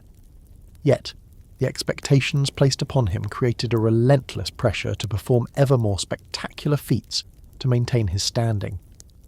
As the day of departure drew near, the rivalry for glory and recognition among the heroes intensified. Commanders sought every opportunity to display their prowess, leading to a constant stream of challenges for Achilles, be it in athletic contests, tactical drills, or displays of individual combat skill. While these competitions served to sharpen the army's edge and maintain morale, they also sowed the seeds of tension and jealousy that would dog the expedition across the sea, creating fault lines that would eventually shatter the unity of the Greeks under the walls of Ilium. The bonds forged during those agonizing months of preparation would prove to be the very iron in the spine of the Greek host during the long, grinding years of the siege that lay ahead. The respect and camaraderie cultivated upon the sands of Aulis served as the bedrock for the intricate cooperation that would be demanded when the expedition finally crashed against the formidable defences of Troy. The rivalries and contests that had erupted during this period of stasis would also shape the command dynamics throughout the campaign, influencing decisions that would determine the ultimate fate of both the Greek and Trojan forces. The departure from Aulis had been delayed for weeks by the capricious malice of the winds, which had trapped the colossal Greek fleet within the harbour like a caged beast. Yet, when the expedition finally cut through the waves to reach the shores of Ilium, Achilles wasted not a single heartbeat in establishing his reputation as the most terrifying warrior among the allied forces. The initial landing upon the beach near Troy presented immediate and lethal challenges, for the Trojan defenders had deployed along the coastline to contest the Greek arrival with a ferocity born of desperation. The forces of King Priam were commanded by his eldest son Hector, the breaker of horses, and included not merely the warriors of the city itself, but a vast array of troops from allied cities across the breadth of Asia Minor, who had answered Troy's call to arms. The Greek ships approached the shore like a storm front advancing with the inevitability of fate, tearing through the turbulent waters of the Aegean. Prows reinforced with heavy bronze sliced through the foaming waves like knives, while archers positioned upon the swaying decks drew their bows to their ears, providing a curtain of suppressive fire for the vanguard troops preparing to storm the land. The Trojans, anticipating this invasion, had transformed the picturesque coastline into a deadly gauntlet. Overturned chariots, sharpened stakes driven deep into the sand, and barricades of piled stone were arranged to stem the Greek tide and expose the attackers to a withering hail of spears and arrows. As the first Greek keels scraped against the shallows, the sky was blackened by a tempest of flying missiles, javelins, arrows, and stones launch-form slings that blotted out the sun. Achilles stood upon the prow of the lead Myrmidon vessel, a golden idol of war shimmering under the morning light. He appeared less like a mortal man and more like a descended war god surveying his domain. His bronze breastplate was etched with intricate engravings depicting his divine lineage, while the horsehair crest atop his helmet whipped in the sea breeze like a banner of defiance. The shield upon his left arm bore the dolphin emblem of his house, its polished surface catching the light and casting dancing reflections with every shift of his weight. At the precise moment the keel of his ship ground against the sandy bottom, Achilles did not hesitate. He launched himself into the churning surf. Though the waters rose to his waist, the supernatural power coursing through his veins ensured that he lost neither balance nor momentum. Ignoring the waves that crashed against his legs and the missiles hissing into the water around him, he charged toward the Trojan defensive line.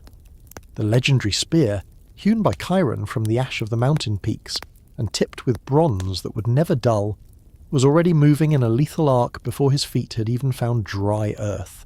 The first champion to step forth to bar the path of Achilles was Cycnus, the mighty king of Colone and a direct son of Poseidon, the Earthshaker. His divine heritage had gifted him with an enchanted skin that no mortal weapon could pierce, a flesh impervious to the bite of bronze or iron. Standing nearly 7 feet in height, this giant of a man was encased in massive armour that had turned aside countless blows in wars past. His reputation for invulnerability had made him one of Troy's most prized allies, and his presence on the beach was a calculated display of power, intended to show the Greeks that they faced opponents who possessed their own supernatural advantages.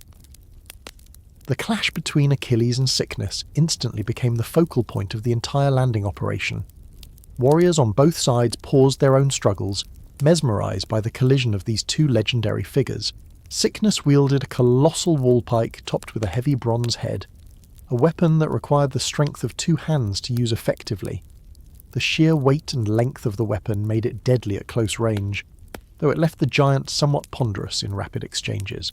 His fighting style relied heavily on his invulnerability to absorb enemy attacks, allowing him to deliver crushing blows capable of shattering shields and crumpling breastplates. Achilles approached his adversary with the tactical awareness burned into his mind by Chiron's endless drills. His first spear thrust was delivered with surgical precision, the bronze tip striking the exact centre of Cycnus's chest. Under the laws of nature, such a blow should have punched through to the heart. Yet, the sharp point slid harmlessly off the Trojan king's skin, leaving not even a scratch, confirming the whispers of his supernatural protection. Realizing that ordinary attacks were futile against this son of the sea, Achilles shifted his strategy with the fluid intelligence that made him exceptional among warriors. Utilizing his superior speed, he began to weave circles around his massive opponent, dodging devastating counterattacks that would have pulverized bone even through bronze armor. He launched a series of probing strikes, testing the limits of Cycnus's invulnerability. His movements created a blur of speed that made it difficult for onlookers to track the action, his spear handling demonstrating techniques that pushed the boundaries of human capability. The duel raged for nearly an hour. Neither Cycnus nor Achilles could gain a decisive advantage through traditional means.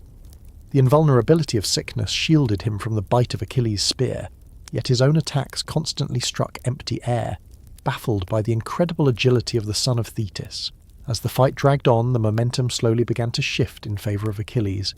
His superior conditioning allowed him to maintain maximum effort, while his opponent began to show the heavy signs of fatigue. The moment of decision arrived when Achilles cast his spear aside and closed the distance to grapple. Utilizing the wrestling techniques Chiron had taught him for neutralizing armored opponents in confined spaces, Achilles found the leather straps that secured Cycnus's helmet. With a sudden, violent twisting motion powered by all his strength, he began to strangle the giant with the very equipment designed to protect him. The bronze structure of the helmet made it impossible for Cycnus to remove it quickly, and its tight fit cut off his air as the straps dug mercilessly into his throat. The death of sickness sent a shockwave of terror through the Trojan ranks. Their supposedly indestructible champion had been bested not by brute force, but by tactical genius. The psychological impact of seeing their strongest defender fall to a Greek warrior who appeared barely out of adolescence shattered the confidence that had held the beach defence together. As news of Cycnus' fate rippled down the defensive line, the Trojan resistance began to collapse like a castle of sand before the tide. Achilles retrieved his spear and immediately exploited his advantage, leading a Myrmidon charge that tore through the weakened Trojan positions. His warriors followed their prince with absolute trust, their disciplined advance mowing down enemy formations that had lost their cohesion following the defeat of their champion. The distinctive war cry of the Myrmidons echoed across the battlefield as the Trojans were driven back from the shoreline, securing the landing zone that was vital for the Greek expedition. The successful establishment of the Greek beachhead was merely the beginning of a campaign by Achilles to demonstrate his supremacy over any rival who dared to face him. As the Allied forces consolidated their positions and began the construction of the fortified camp that would serve as their base of operations, reports arrived of Trojan reinforcements approaching from Allied cities in the region.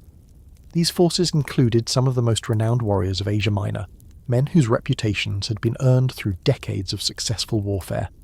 Foremost among these reinforcements was Troilus, the youngest son of King Priam. His youth and extraordinary talent made him a natural rival for Achilles among the new generation of heroes. Troilus had been trained by the same masters who had instructed his brother Hector, and his skill with spear and sword was considered remarkable even by Trojan standards. More critically, ancient prophecies whispered that Troy would never fall so long as Troilus lived to see his 20th year, a detail that made him a target of supreme strategic importance. The encounter between Achilles and Troilus took place during a reconnaissance operation organised by the Greeks to probe the Trojan defences and identify key enemy positions. Achilles had volunteered to lead this perilous mission, taking with him a select group of Myrmidons whose speed and stealth made them ideal for deep infiltration operations behind enemy lines. Their objective was to gather intelligence on the deployment of Trojan troops while avoiding major engagements that might alert the enemy to Greek intentions. The mission proceeded without incident until the Greek unit encountered a Trojan cavalry patrol led by Troilus himself, who had ridden out to scout the Greek positions. The meeting occurred in a narrow valley between two hills, a choke point where neither force could easily retreat without exposing themselves to attack. The tactical situation demanded immediate action, for any delay might allow additional enemy forces to arrive and complicate the engagement. Troilus instantly recognized Achilles from the detailed descriptions of his unique armor and fighting style. The young Trojan prince understood that this encounter offered him an opportunity to win the kind of victory that would establish his fame forever, while dealing a devastating blow to Greek morale. The challenge to single combat was issued with a formal courtesy that marked him as one well-schooled in the protocols of heroic warfare.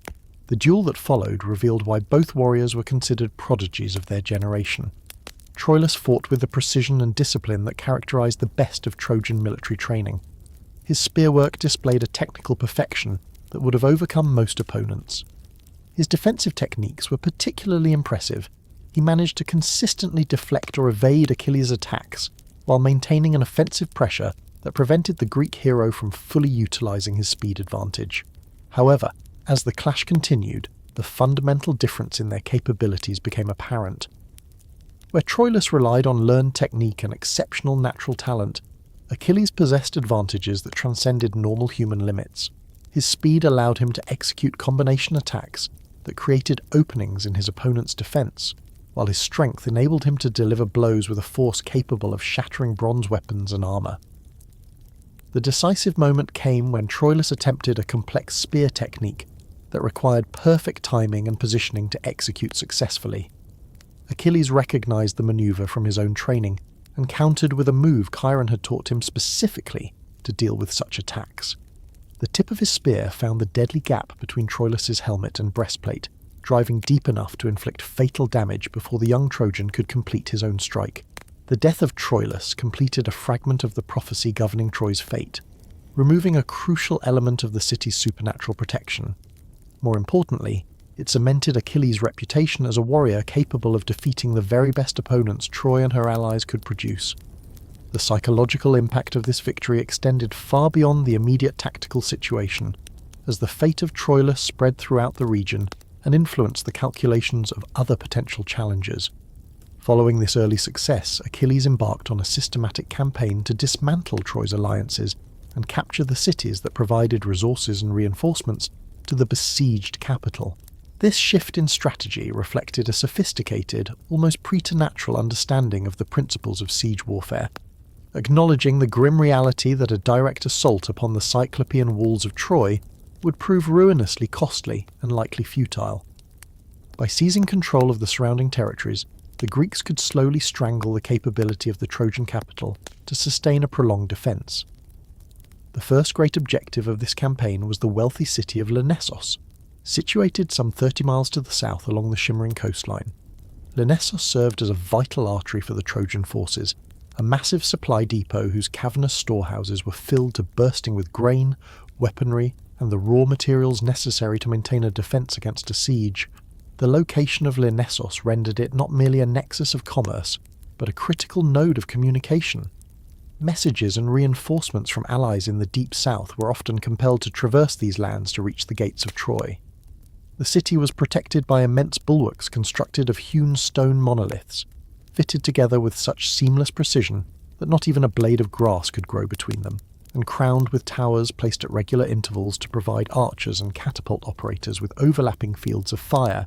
The garrison of Lyrnessos housed approximately 2,000 warriors, a force comprised of the city's own sons bolstered by Trojan regulars, deployed specifically to coordinate regional defence efforts.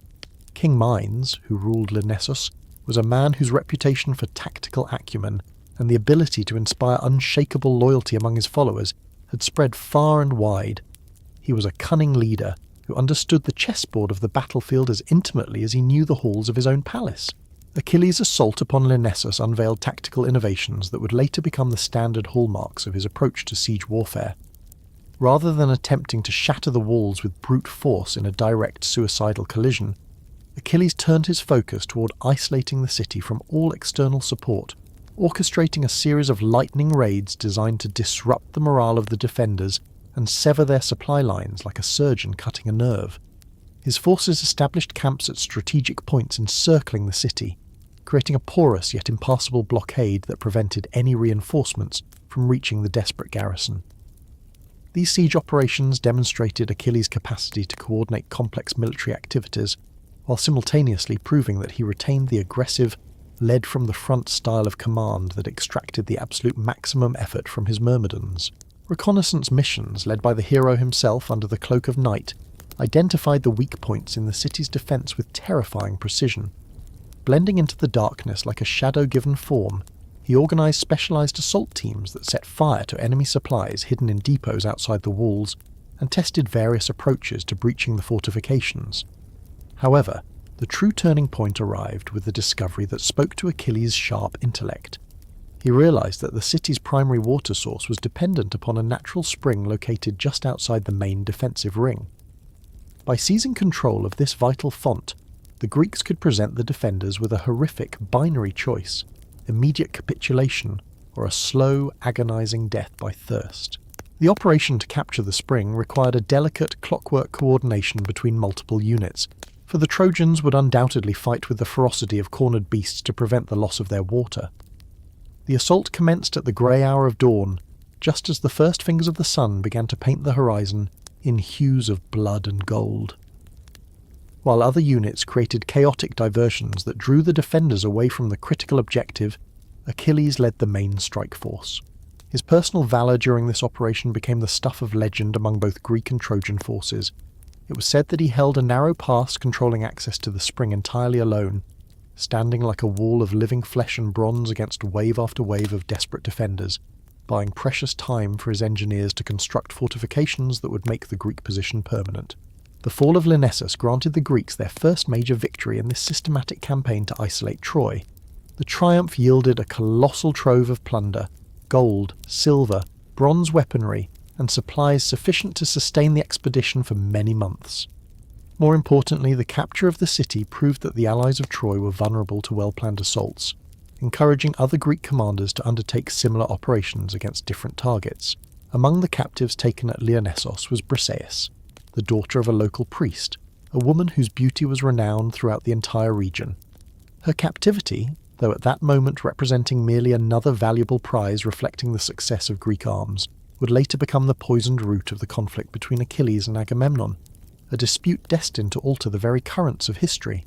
The distribution of the spoils from Lionessos was conducted in accordance with traditional protocols, with Achilles receiving the lion's share in recognition of his decisive leadership role in the victory. The success at Lionessos established the patterns that would characterize Achilles' approach to war during the early years of the Trojan campaign. The combination of his tactical genius, his personal martial supremacy, and his ability to draw extraordinary performances from his troops made him the most effective Greek commander in operations against fortified positions. Other unit leaders, realizing that his mere presence significantly increased the probability of a successful outcome, began to send delegations to him, pleading for his participation in their own campaigns. The systematic conquest of Trojan allied cities continued throughout the ensuing months. Achilles either personally led or participated in assaults against Pedasos, Adramyttium, and other strategic locations. Each victory added new layers to a fame that already touched the heavens, while providing the Greek expedition with resources and strategic advantages that slowly tilted the balance of power in their favour. The wealth seized during these operations was distributed among the Allied forces according to established custom, yet Achilles' personal share was always of a magnitude reflecting his dominant role in these triumphs. The psychological impact of these victories extended far beyond their immediate military significance. As news of the fall of each Allied city reached the battlements of Troy, the morale of the defenders suffered a grievous blow. Conversely, as evidence mounted of the Greeks' ability to win decisive victories against formidable opponents, Greek confidence surged in parallel. The name of Achilles became synonymous with Greek military success, creating a crushing weight of expectation that demanded he maintain an unbroken record of triumph. During this period, the relationship between Achilles and Agamemnon mirrored the complex dynamics governing the coalition of the Greeks. Agamemnon acknowledged Achilles' military superiority and relied upon him for the most arduous operations. Yet, the king of Mycenae struggled internally with the implications of possessing a subordinate whose achievements constantly eclipsed his own. Issues of loot distribution and recognition became festering sources of tension that would ultimately erupt into open conflict. Nevertheless, during these early victories, the relationship remained functional, if not entirely harmonious. The 10th year of the siege began with events that appeared to be routine military operations. However, the chain of circumstances that would transform Achilles from a loyal member of the coalition into the implacable enemy of his own allies was triggered by a seemingly trivial incident involving a priest of Apollo. Chryses, an ancient holy man serving at a temple of Apollo near Troy, arrived at the Greek camp under a flag of truce, bearing the sacred staff that symbolized his religious office and a ransom of considerable magnitude for the release of his daughter. His daughter, Chryseis, had been captured during a recent Greek raid on a coastal settlement, and her beauty had made her a prized addition to Agamemnon's personal collection of war trophies. The appearance of the priest in the camp, his advanced age, and his obvious anguish over his daughter's captivity created a wave of mercy and sympathy even among the most hardened warriors. Chryseis was clad in the white vestments of his office, though the fabric bore the stains and dust of his arduous journey from his temple to the Greek encampment. His hands trembled slightly as he clutched the golden scepter crowned with the sacred symbols of Apollo, and his face, weathered by wind and sun, wore the expression of a desperate father seeking to secure his child's freedom at any cost. Agamemnon received Chryseis in the great pavilion that served as the command center of the expedition. Surrounded by his chief advisors and unit leaders who had gathered to witness this unusual diplomatic encounter, the Mycenaean king sat upon a throne-like chair carved from Lebanese cedar. His royal insignias and garments emphasized his position as the supreme commander of the allied forces. Gold armbands shimmered upon his muscular arms, and his purple cloak bore embroidered patterns proclaiming his royal lineage and military achievements. The ransom presented by Chryseis was far in excess of the normal value assigned to captive women, regardless of their beauty or noble birth. Golden vessels, silver ornaments, finely woven textiles, and other precious goods filled several large chests that the priest's servants carried into the camp. This display of wealth represented years of temple donations and personal savings, demonstrating the depth of a father's love and his willingness to sacrifice everything for his daughter. However, Agamemnon's response revealed the arrogance and inflexibility that had increasingly come to characterize his leadership as the siege dragged on without decisive result. The king dismissed Chryses from his presence with humiliation, declaring that Chryseis gave him more pleasure than his own wife, Clytemnestra, and that he intended to keep the girl permanently as his concubine. His words carried a calculated cruelty. He emphasized that the priest's daughter would serve him in his palace at Messene long after the war had ended, bearing his children and living as his property rather than returning to her father's house. The public humiliation of Chryses violated both religious protocols and the fundamental standards of diplomatic courtesy governing interactions with enemy envoys. Greek custom demanded that priests be treated with respect regardless of their nationality, while the sacred nature of ransom negotiations required that reasonable offers be considered with gravity. Agamemnon's behaviour displayed a level of hubris that disturbed many observers, suggesting that power had clouded his judgment and rendered him indifferent to both divine displeasure and human suffering. Chryses departed the camp in deep sorrow, his hopes for a peaceful resolution to his daughter's captivity utterly shattered by Agamemnon's intransigence. The old priest's journey back toward Troy took him along the shoreline, where he could observe the immense Greek fleet and the vast fortifications rising around their base of operations. It was there, amidst the roar of the surf, that his prayers to Apollo began. He beseeched the god for protection for his daughter, and implored him to rain down divine vengeance upon those who had wronged both father and child. The response of Apollo to his priest's prayers manifested with terrifying speed and devastating effect. The god, in his aspect as the archer, descended from the peaks of Olympus, his silver bow shimmering with a supernatural luminescence. He took his position upon the hills overlooking the Greek camp, a figure of dark celestial wrath. Arrows forged of divine material and enchanted with the power to bring pestilence began to rain down upon the gathered forces with a lethal accuracy that no mortal archer could hope to match. The plague struck first at the animals that provided vital support for the Greek war effort. Mules and dogs collapsed within hours of the first invisible strikes, their bodies convulsing in seizures as the divine poison circulated through their systems. Horses pulling supply wagons and carrying cavalry troops began to die in such vast numbers that the heavy cloying scent of rotting flesh began to permeate every corner of the camp, while the oxen, those beasts of burden destined to grace the tables of kings with fresh meat, were the first to succumb to this supernatural malaise. The pestilence soon spread its malignant touch to the sheep and goats that bleated in their pens, extinguishing their lives in droves.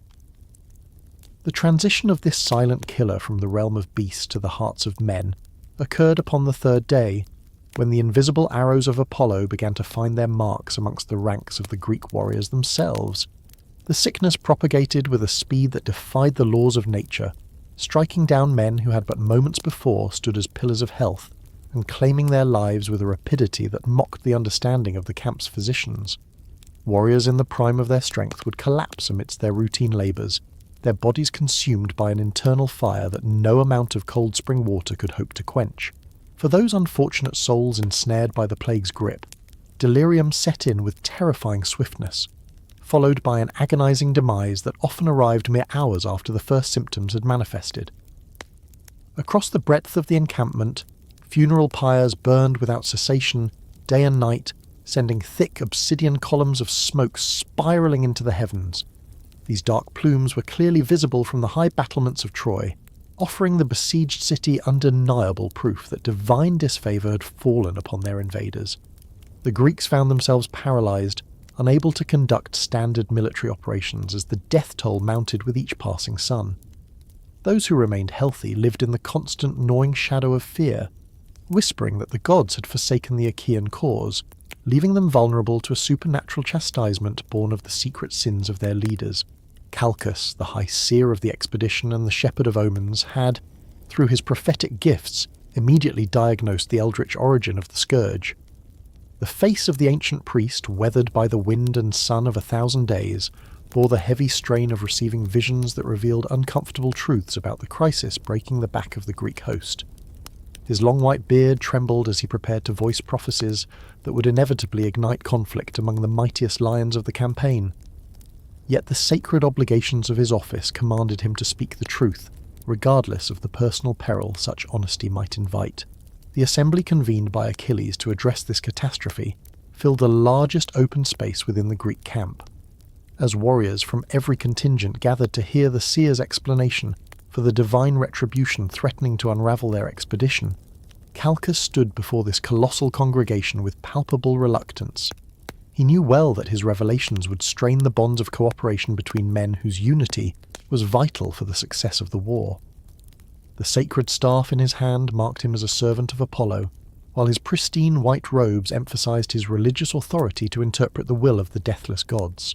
When the seer finally proclaimed that the wrath of Apollo stemmed directly from Agamemnon's dishonorable treatment of Chryses, a tumult of murmurs erupted instantly among the gathered warriors. Calchas explained that the pestilence would continue to ravage their ranks until the maiden Chryseis was returned to her father without ransom, and until a sacred hecatomb was offered to show proper reverence to the priesthood of the archer god. The remedy required Agamemnon to relinquish his most prized spoil of war and to publicly acknowledge that his arrogance had jeopardized the entire expedition through divine punishment. The reaction of Agamemnon to this prophecy laid bare the depth of his hubris and his utter unwillingness to accept responsibility for the crisis threatening his command. The face of the Mycenaean king flushed with a virulent rage. He accused Calchas of being a prophet of perpetual woe, a man who delighted in delivering unwanted auguries without ever offering useful guidance. His accusations that the seer was deliberately attempting to undermine royal authority demonstrated how completely he had lost perspective on the gravity of the situation. However, the mounting death toll and the undeniably supernatural nature of the plague made it impossible for Agamemnon to ignore the prophecy of Calchas forever. The practical necessities of maintaining an effective fighting force ultimately triumphed over his personal pride, compelling him to accede to the return of Chryseis. Yet this capitulation came with conditions that would spawn problems far more severe than the original crisis. Agamemnon declared that he would surrender Chryseis only if he received equivalent compensation from another unit leader. He argued that his status as the supreme commander required him to maintain his share of the spoils, regardless of the circumstances. His demand was pointedly aimed at Achilles, whose recent victories had won him significant plunder, including several high-born captives. The king's intention to claim Briseis, the prize awarded to Achilles following the conquest of Lynnessos, represented a direct challenge to the young hero's honour and status within the coalition. The confrontation that erupted between Agamemnon and Achilles surpassed all previous disputes in its intensity and personal vitriol. Achilles' response to the king's demand revealed the full force of his pride and his absolute refusal to accept treatment he deemed beneath his dignity. His words carried the razor-sharp precision of a man trained in the dialectic arts, as well as the martial ones. He systematically dismantled Agamemnon's arguments while exposing the king's failures as a military leader. Achilles articulated that the abduction of Helen, the root cause of the war, affected neither his interests nor those of the Myrmidons, and thus he derived no benefit from this conflict. His participation in the campaign was born of honour and obligation rather than personal grievance, making his contributions voluntary, not mandatory. The systematic conquest of the Trojan-allied cities had been achieved primarily through his exertions. While Agamemnon remained safely within the camp, managing administrative details rather than risking his life in the fray, the distribution of loot had consistently favoured the High King, despite his minimal contribution to the actual fighting. Achilles pointed out that while he shouldered the greatest risks and secured the most significant victories, he received the lesser share, a dynamic reflecting the king's abuse of command authority to enrich himself at the expense of the subordinates who made his wealth possible.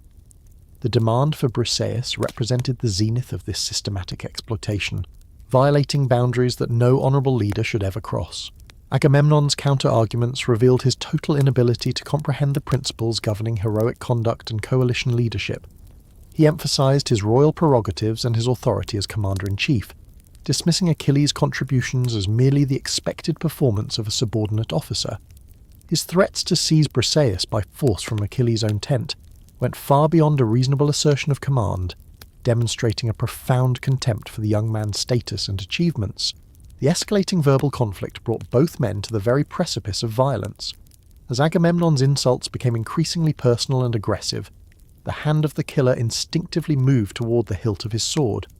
It was only the intervention of Athena, visible to Achilles alone, that prevented the bloodshed which would have instantly shattered the Greek coalition. The Council of the Grey-Eyed Goddess emphasized the long-term advantages of restraint over immediate gratification, promising that Agamemnon's behavior would eventually bring about its own punishment. Although divine intervention forestalled immediate violence, the fury of Achilles found expression in a formal declaration severing his ties with the Greek expedition. Before the assembled host, he cast his gold-studded scepter to the earth and swore a mighty oath. He promised that when the onslaught of Hector threatened the Greeks with total annihilation, Agamemnon and the others would beg for his return. This prophecy carried the weight of divine inspiration, for the rage of Achilles had awakened prophetic capabilities that allowed him to perceive future events with startling clarity. The withdrawal of Achilles and his Myrmidons from active participation in the siege created immediate tactical dilemmas for the remaining Greek forces. The loss of their most effective combat unit diminished the expedition's offensive capabilities, while simultaneously erasing the psychological advantage Achilles' presence had provided in previous engagements. Trojan observers upon the city walls could clearly see the Myrmidons retreating from the forward positions, a shift signalling a fundamental change in Greek capabilities that would heavily influence Trojan strategic planning.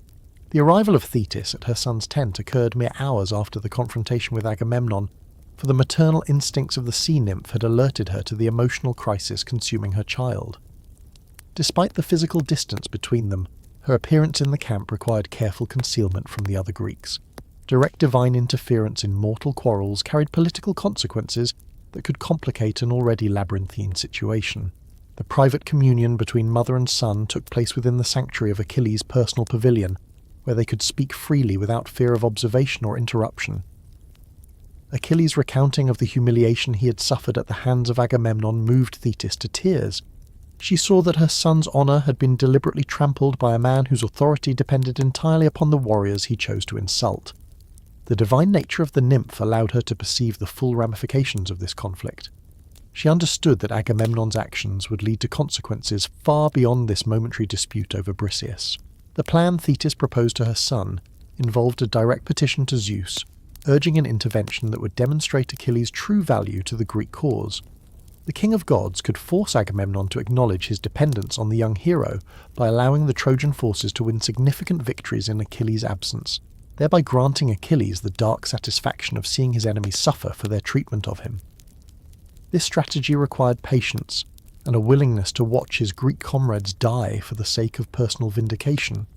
Yet, it offered the only path to restore Achilles' honour without resorting to direct violence against his own allies. The journey of Thetis to the peaks of Olympus required meticulous timing. She needed to approach Zeus at a moment when he was apart from Hera and the other gods who might oppose her request. The relationship between the sea nymph and the king of gods was complex, woven from past romantic intimacies and the political considerations that had forced Zeus to marry Thetis to a mortal. However, her plea for divine intervention on behalf of her son appealed to Zeus's sense of justice and his understanding of the proper relationship between leaders and subordinates.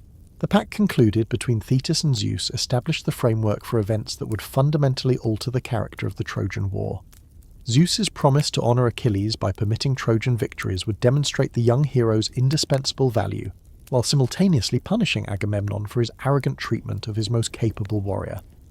This divine interference would be subtle enough to avoid the appearance of blatant supernatural meddling, yet effective enough to create military situations that only the return of Achilles could resolve.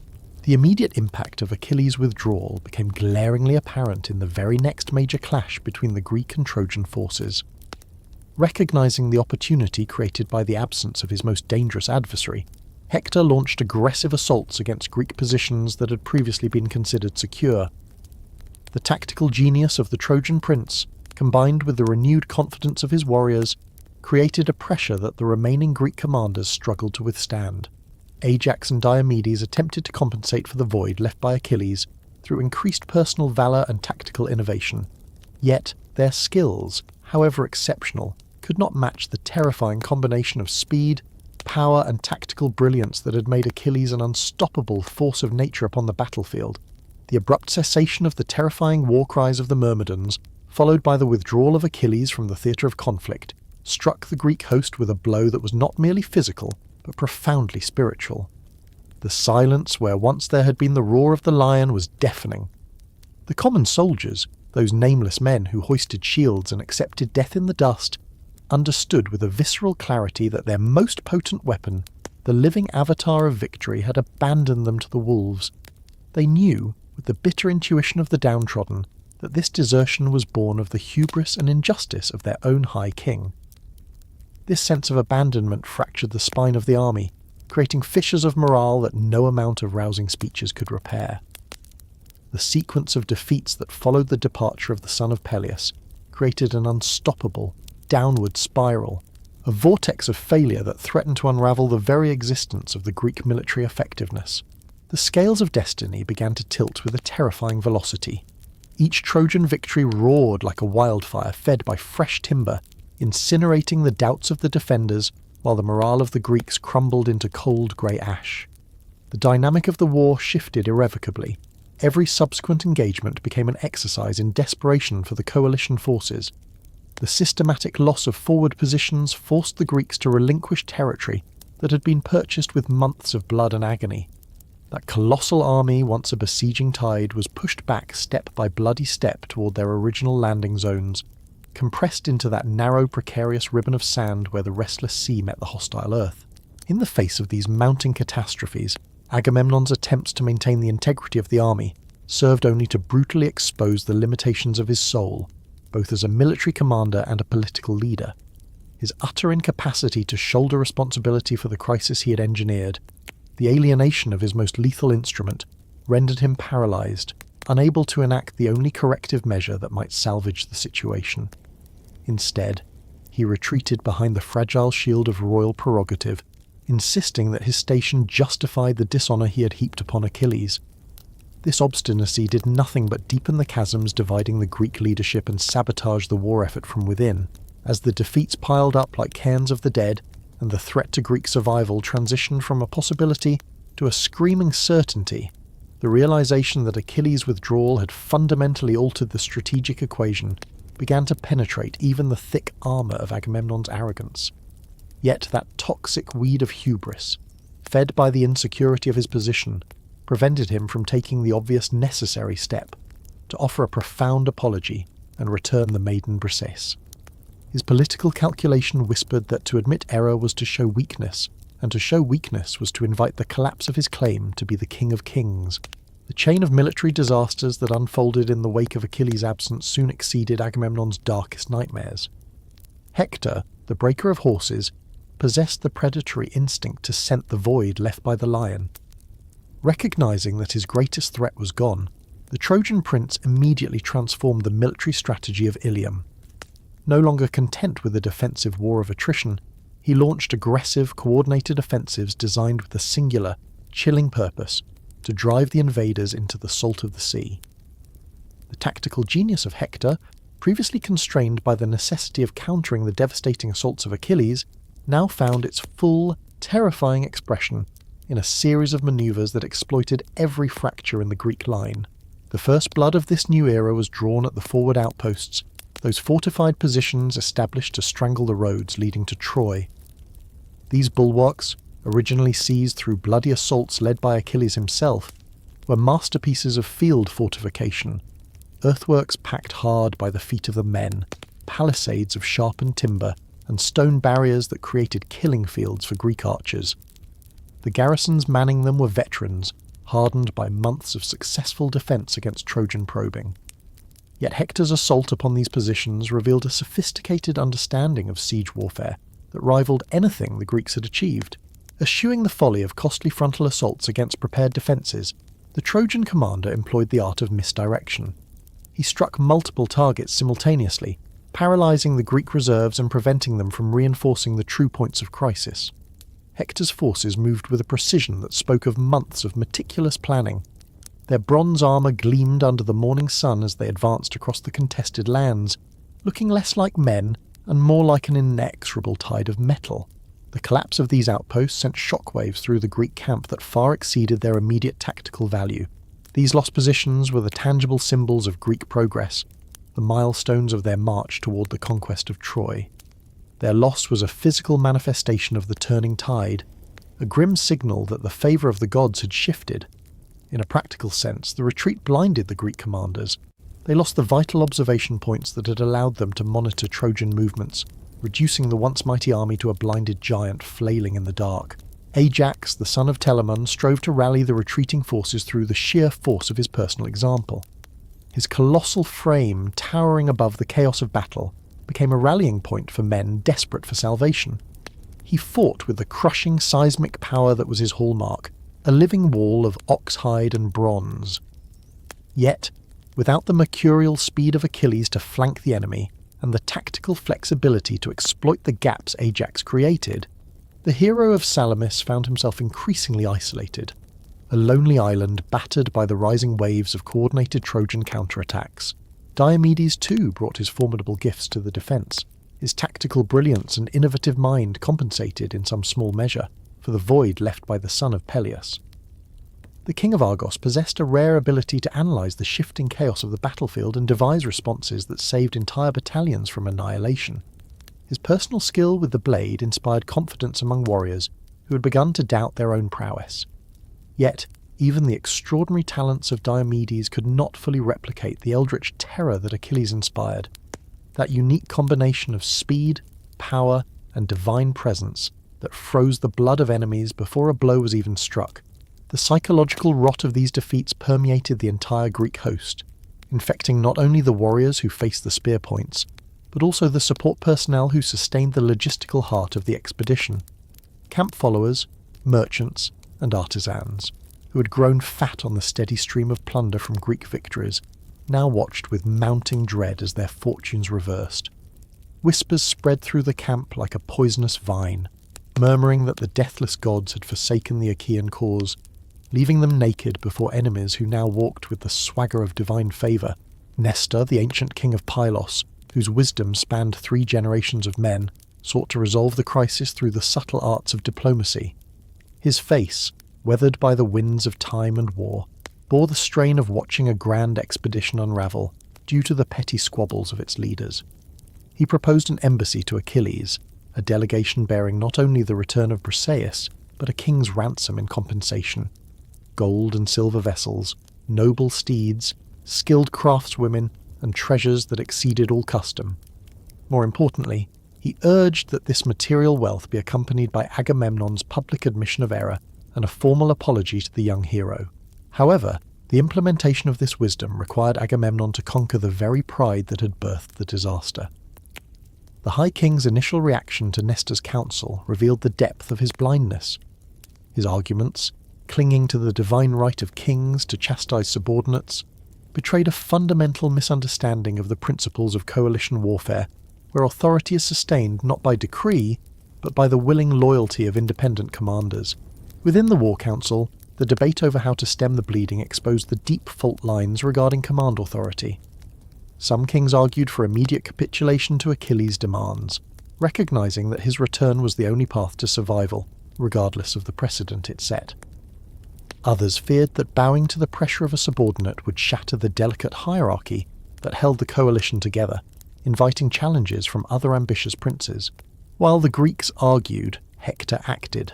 His offensive operations pushed the Greeks relentlessly backward, reclaiming strategic positions that had cost thousands of lives to secure. The Trojan prince unveiled tactical innovations that stunned his foes, coordinated cavalry charges that exploited gaps in the phalanx, withering barrages of archery that broke formations before contact, and rapid infantry assaults that denied the Greeks the time to form their shield walls. Despite the logistical challenges of operating far from the walls of Troy, Hector sustained his momentum with a mastery that rivaled the greatest captains of the age. The nature of the war had inverted. The besiegers were now the besieged. Troy began to establish its own forward outposts, tightening a noose around the Greek camp. These fortifications rose with startling speed, constructed of timber, earth, and stone, impressing even the weary Greek engineers who watched from their shrinking perimeter. The threat to Greek logistics became acute as Trojan cavalry began to intercept the supply convoys travelling between the main camp and the foraging grounds. These raids disrupted the delicate equilibrium of resources required to sustain such a massive host. Shortages of essential materials from grain to the oil needed for weapons and the bandages for the wounded began to gnaw at the army's readiness. The psychological impact of these shortages, combined with the relentless military pressure, created an atmosphere of impending doom. High upon the bluffs, watching these unfolding tragedies with a heart torn asunder, stood Patroclus. From the vantage point of the Myrmidon camp, he observed the disintegration of the Greek cause with mounting horror. The Myrmidons maintained their equipment and their drills with characteristic discipline, but their enforced idleness while their comrades were butchered created a tension that threatened to snap. They were wolves leashed while the flock was slaughtered.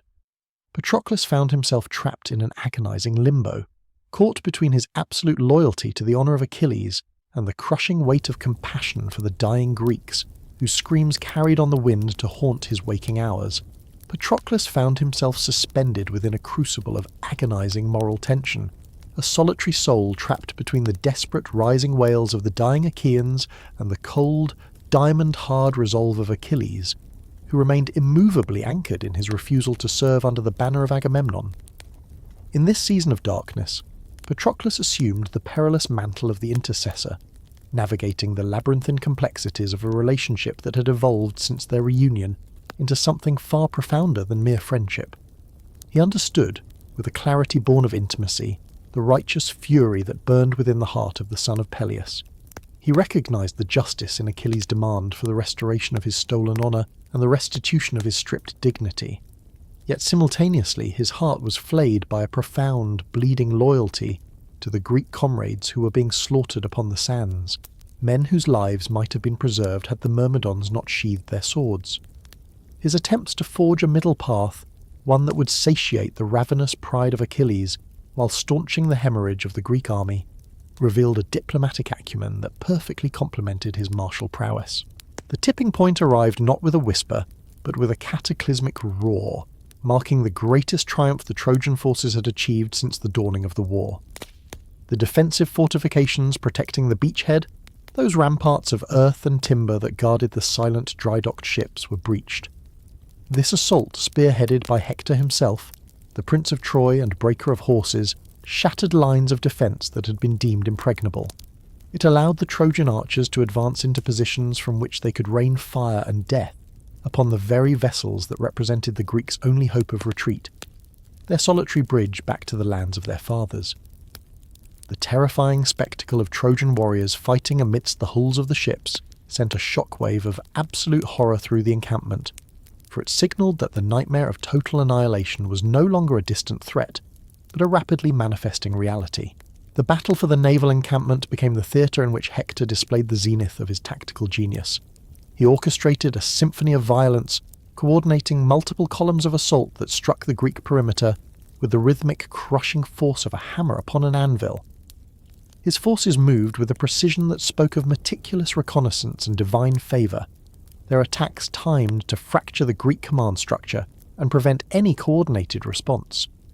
The bronze points of Trojan spears shimmered like a sea of lethal starlight under the high noon sun as they poured through the gaps in the wall, their war cries echoing over the contested ground with a confidence built upon months of unbroken victory. Greek resistance, desperate and ferocious, coalesced around the larger vessels, where men fought with the frantic strength of those who know that defeat signifies nothing less than death or eternal slavery for themselves and their kin. Ajax, the giant son of Telamon, commanded the most resolute defence. His tower shield, a wall of 7 ox hides and bronze, deflected the hail of Trojan missiles, while his sword carved bloody avenues through the enemy formations that dared to approach the ships under his protection. The voice of the Salaminian hero could be heard above the eldritch cacophony of slaughter, bellowing courage into the hearts of his warriors and shouting tactical commands that maintained a semblance of order amidst the chaos. The crisis reached its apogee when the torch-bearing Trojans succeeded in birthing fire upon the decks of several Greek ships. The flames, fed by the dry pitch of the wood and the breath of the wind, spread with a voracious hunger, transforming the vessels into pyres. To see their precious ships consumed by the red flower of destruction ignited a terror in the Greek camp that transcended the ordinary fear of death. It was the terror of the trapped animal, the realization that the path home was being severed, The obsidian smoke rising from the burning hulks ascended into the heavens like a funereal shroud, serving as a visible, crushing symbol of Greek defeat and Trojan ascendancy. Patroclus, watching from the high ground where the Myrmidons sat in enforced idleness, could no longer imprison the anguish tearing at his soul as he witnessed the butchery of his countrymen. His emotional appeal to Achilles was raw and unshielded, emphasizing the sacred bonds of brotherhood and shared suffering that linked them to the other heroes, men with whom they had trained under the wise tutelage of Chiron in the ancient forests of Pelion. Those very heroes were now fighting a hopeless battle against overwhelming odds, deprived of the strength that the Myrmidons could have provided.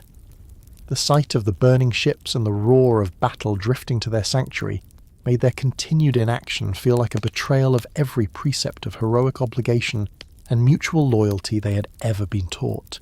The response of Achilles to the tearful entreaty of Patroclus unveiled the tectonic grinding of his internal strife as the military situation spiraled toward catastrophe. His wrath toward Agamemnon remained undiluted, a raging inferno fed by the High King's refusal to admit error or offer the atonement necessary to coax the young demigod back to the fray. Yet, the vision of Trojan warriors treading upon the decks of Greek ships awakened protective instincts that transcended personal grievance, touching upon the foundational values of guardianship that had shaped his character since infancy. The compromise Achilles proposed was a masterstroke of conflicting obligations, an attempt to balance the rigid principles that motivated his withdrawal with the urgent necessity of the moment. He would permit Patroclus to lead the Myrmidons into the storm of war. Moreover, to create the psychological impact of a divine intervention, Patroclus would don Achilles' own god-forged panoply. This masquerade of blood and bronze would provide the Greek forces with the morale boost they so desperately craved, while allowing Achilles to maintain his vow that he would not personally lift a weapon under Agamemnon's command until his honour was cleansed. However, the permission was shackled by a dire, iron-clad condition that revealed Achilles' acute grasp of tactical reality and his agonizing fear for Patroclus' safety in the carnage to come. The Myrmidons were to drive the Trojans from the ships and re-establish the defensive perimeter, but they were forbidden, absolutely forbidden, to pursue the retreating enemy beyond the original Greek lines. This limitation was designed to minimize the risk to Patroclus, while achieving the immediate strategic objective of preventing total defeat. The armour that Patroclus prepared to don carried a symbolic weight that extended far beyond its practical function as a shield against death. The bronze breastplate was a masterpiece of the armourer's art, bearing intricate engravings that depicted scenes from Achilles' divine lineage. The helmet, crowned with a crest of horsehair that had tasted the wind of 1,000 charges, was instantly recognisable to friend and foe alike as the sign of the most terrifying warrior to walk the earth.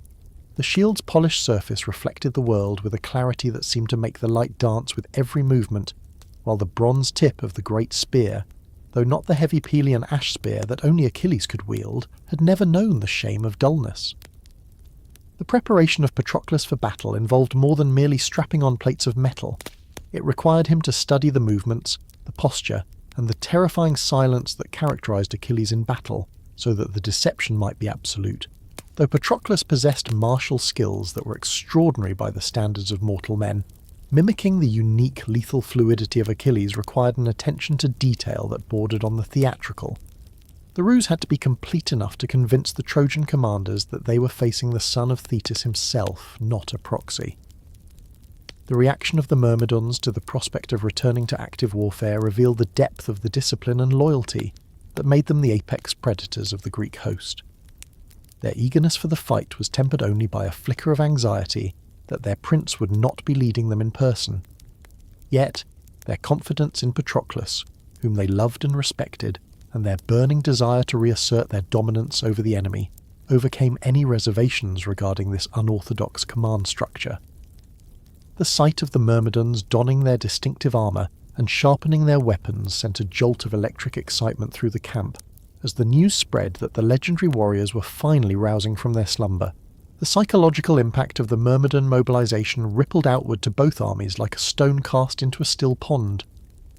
Greek morale, which had been suffocating under the weight of despair following the breach of the harbour, began to inhale the fresh air of hope. Warriors who had been contemplating the shame of surrender or the futility of retreat found new strength in the prospect of fighting alongside the elite guard of Thea. Conversely, as reports reached the Trojan lines that Achilles was preparing to enter the fray, the iron confidence of the attackers began to fracture. The moment Patroclus departed, the Myrmidon camp marked a pivotal transition in the relationship between the two souls. Achilles stood watching as his most cherished companion assumed the role and the burden that had previously belonged to him alone. The weight of command settling upon Patroclus's shoulders included not only the tactical decisions of the battlefield, but the crushing psychological pressure of living up to the expectations generated by Achilles' name. The bronze armour that had shielded the great hero through countless skirmishes now served as both a fortress and a disguise for a warrior whose courage was equal to that of his more famous brother-in-arms. The advance of the Myrmidons toward the besieged harbour was executed with the disciplined precision that defined their way of war. Despite the broken terrain and the chaotic swirl of the ongoing battle, their formation remained impeccable, a moving wall of death. Their distinctive war cry, silent for so long, now echoed across the plain as they neared the clash of arms, and their bronze-tipped spears created a forest of metal that caught the afternoon light. The sight of their approach sent waves of adrenaline through the Greek defenders and corresponding tremors of alarm through the Trojan assault columns. The first encounter between Patroclus and the Trojan forces demonstrated both his exceptional personal skill and the devastating effectiveness of the deception he and Achilles had engineered. Though his fighting style necessarily differed from the supernatural speed and power of Achilles, it displayed a technical perfection and tactical intelligence that made him a formidable engine of destruction in his own right. The Trojans who faced him saw the armour, the crest, and the bearing, and their minds filled in the rest, assuming they faced their deadliest nemesis. Their fear and awe created a psychological hesitation that Patroclus exploited with ruthless efficiency, magnifying his own martial capabilities.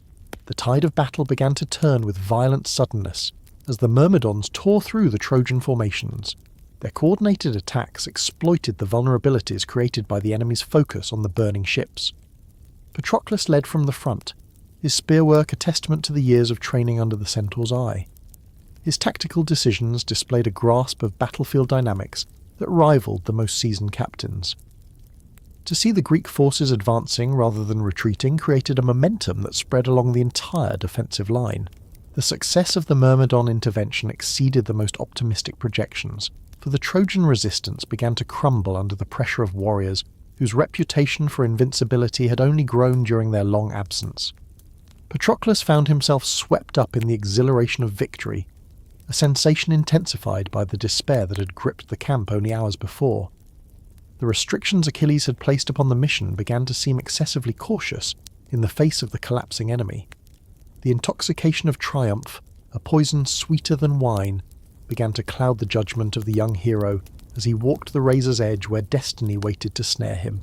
The opportunity to deliver a final crushing blow to the retreating enemy shone before Patroclus like a siren's call, merging with the caprice of fate, the decision to pursue the Trojans beyond the agreed limits, to chase them not merely away from the ships, but to the very shadow of the city walls, reflected the aggressive courage innate to his spirit and a desire to maximize the impact of this critical intervention.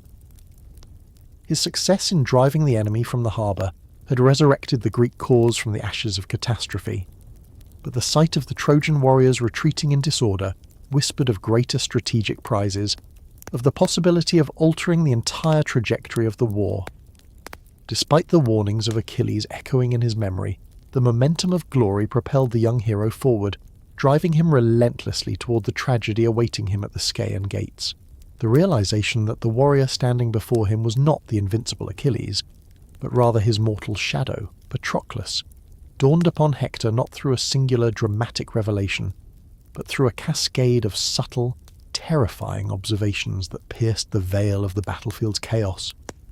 Despite the terrifying efficacy of the deception, the Prince of Troy, with the sharp, predatory instincts of a veteran commander, began to perceive the absence of the eldritch. Patroclus fought with a skill that was undeniably masterful, a testament to the rigorous training of the Myrmidons. Yet his movements lacked that terrifying supernatural fluidity, the almost liquid grace of a demigod.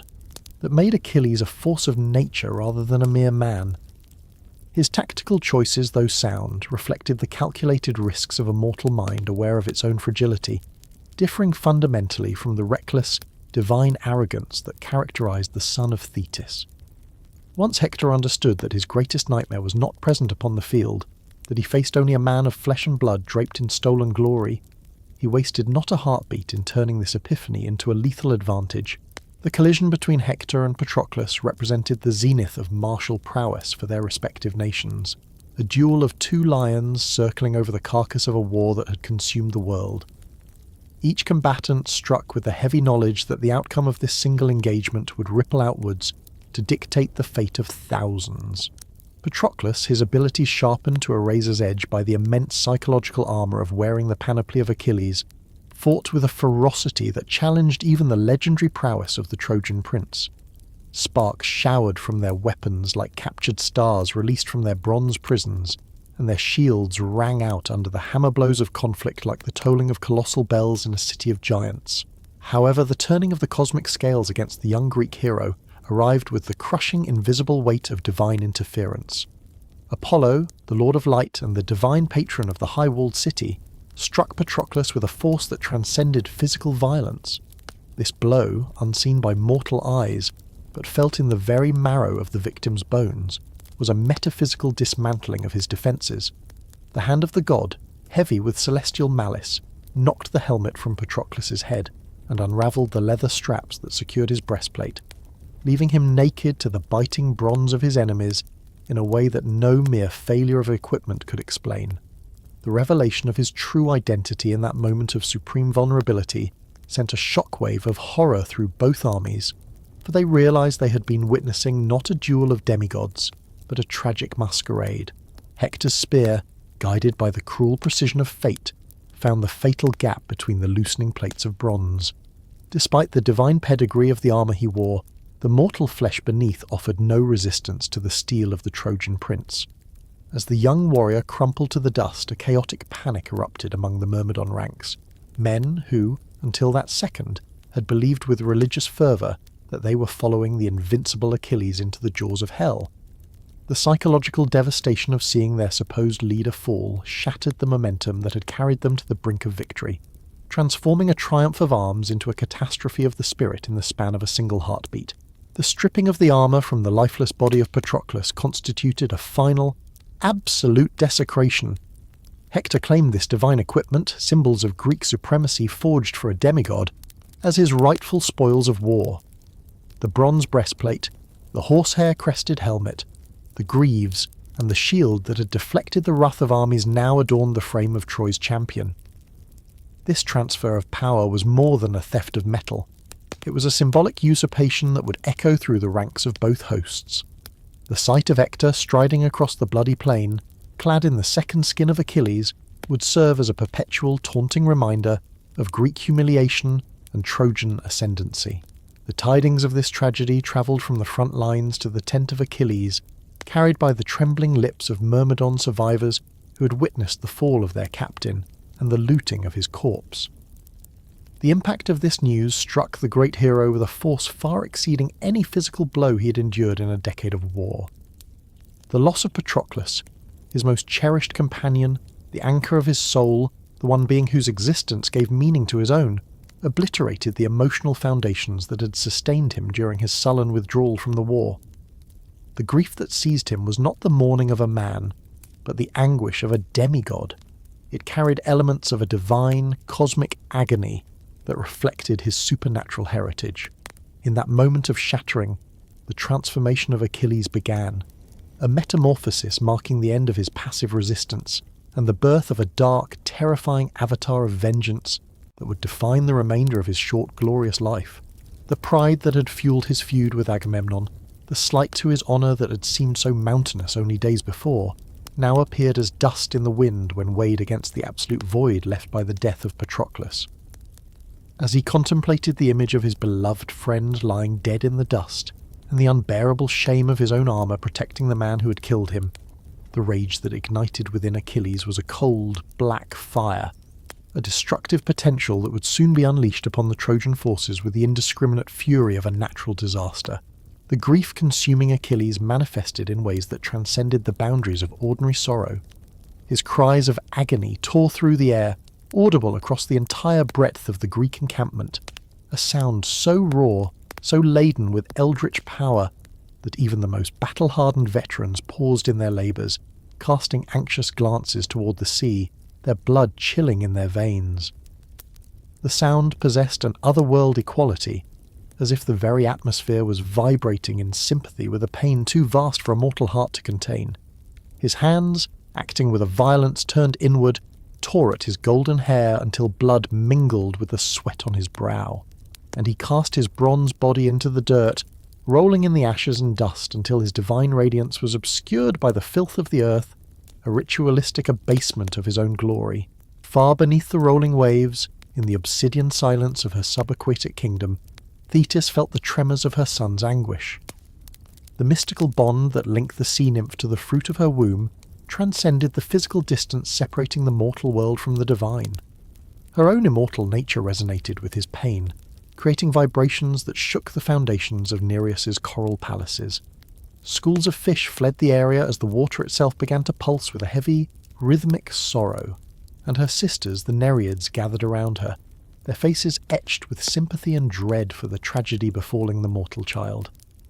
The journey from the abyssal depths to the Greek camp required Thetis to manifest in her most tangible form.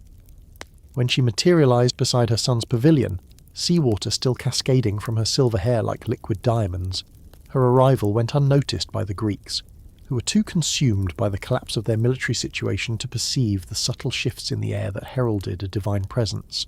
The feet of the sea nymph left no imprint upon the sand as she approached the epicenter of mourning, her garments dry and flowing despite having just emerged from the Mediterranean's heart.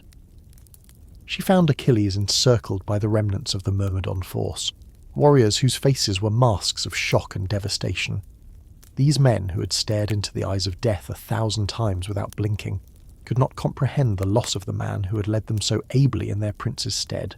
Their bronze armour bore the deep scars of the desperate struggle to recover the body, and their weapons were stained with the blood of Trojans killed in a futile attempt to prevent the desecration of the dead.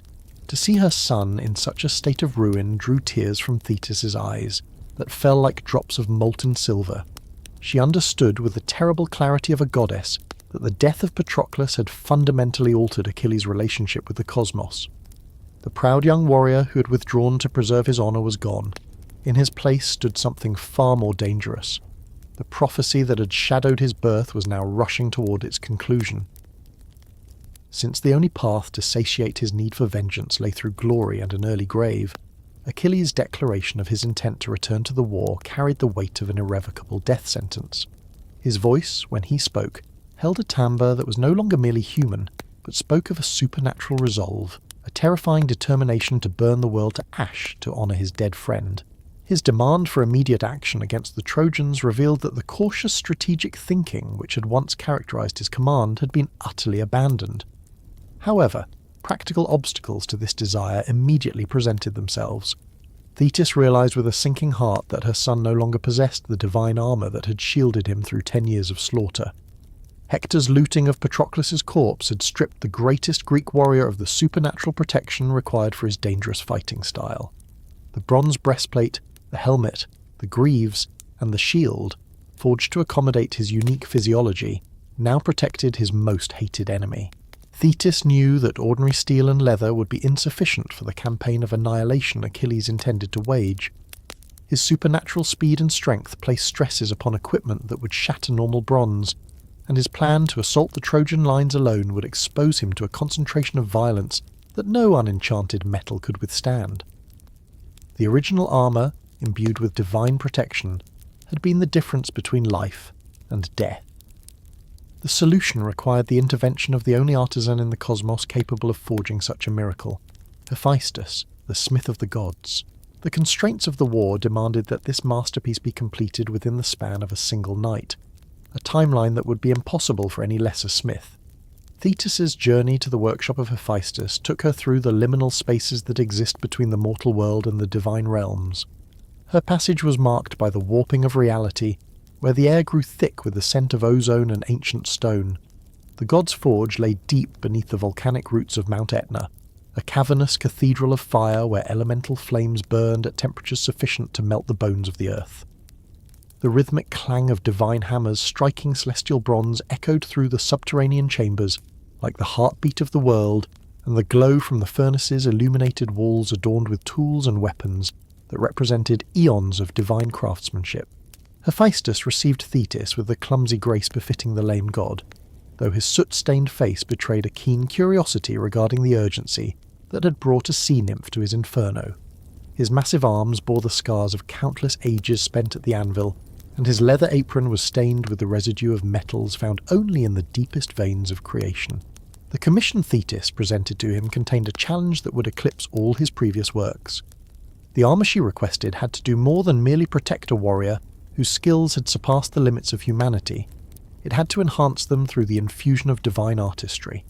It required bronze that would never tarnish, iron capable of holding an edge sharper than a razor, and gold imbued with properties that defied the laws of physics.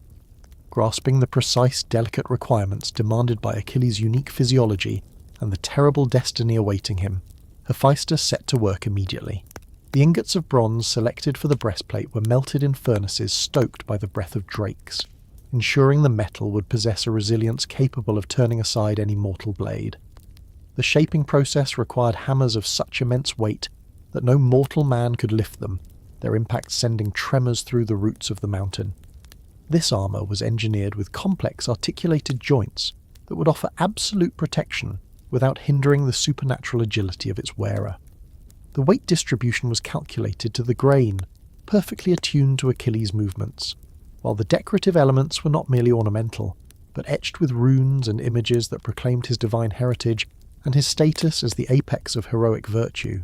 The creation of the great helm required a mastery of both protection and perception, for the smith understood that the fighting style of Achilles relied not merely on brute force, but on a preternatural awareness of the chaotic battlefield. Hephaestus forged the bronze with intricate channels of ventilation, ingenious spiracles designed to allow the heat of combat to escape, preventing the stifling air from clouding the hero's senses during prolonged slaughter. The cheek guards were sculpted with a divine geometry, angled to deflect the crushing blows of swords and maces while leaving the auditory canals unobstructed, ensuring that the whisper of an ambush or the command of a god could be heard above the din of war. Crowning this masterpiece was a crest of horsehair, dyed a crimson so deep it resembled fresh blood. Yet these were no ordinary fibres, but strands treated with celestial ichor, woven to catch the wind in such a way that the mere silhouette of the plume would strike terror into the hearts of enemies, from one end of the Scamander plane to the other. The greaves, those essential guards for the legs that would drive the hero's legendary speed, demanded measurements of such precision that only a god could perceive them. Hephaestus shaped the tin and bronze into forms that mirrored the musculature of Achilles himself, incorporating flexible joints of a metal alloy known only to the immortals. These articulations ensured that while the greaves offered an impenetrable barrier against the thrust of a spear or the slash of a sword, they imposed no weight upon the fleet-footed warrior. The metal was tempered to a thickness capable of shattering iron, yet it remained as light as hardened leather.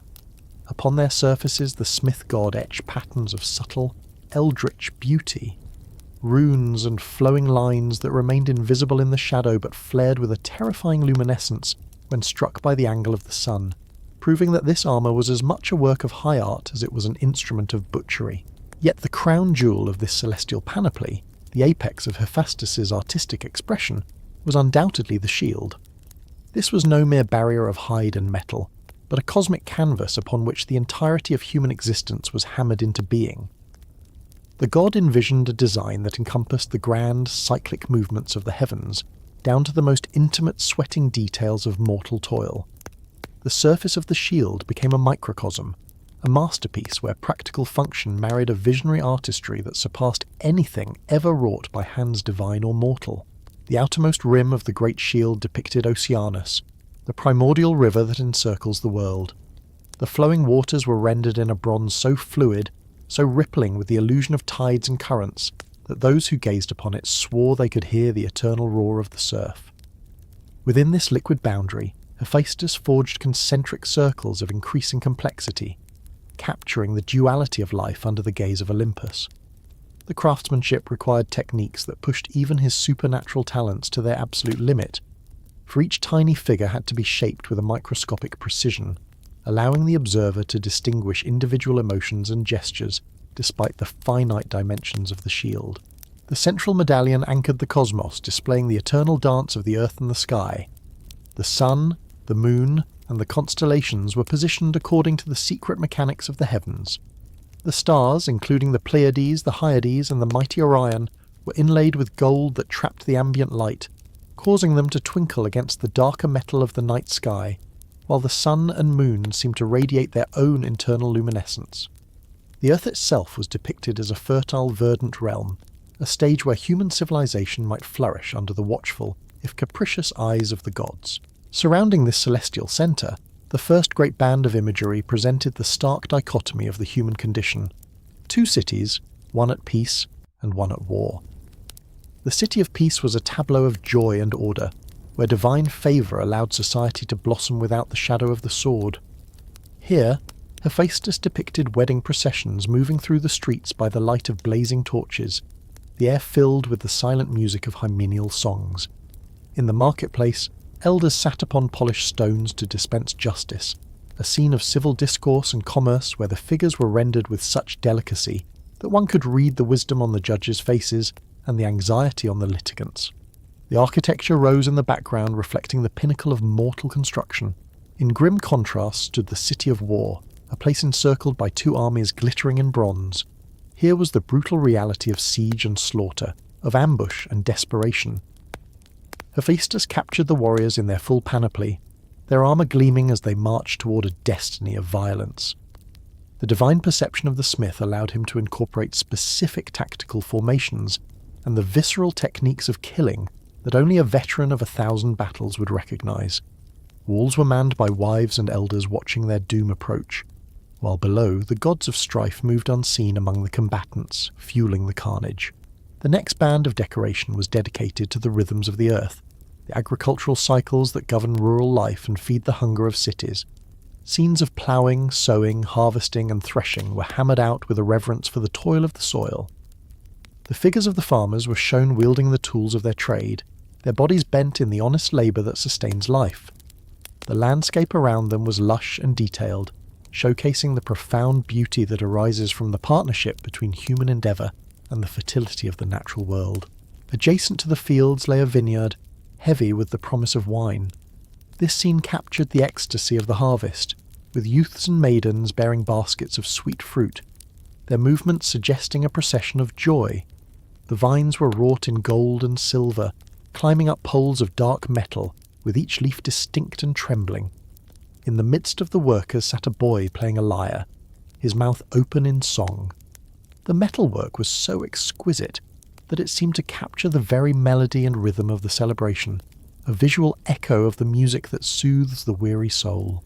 Pastoral scenes flowed next, depicting the herding of cattle and sheep, the ancient bond between man and beast.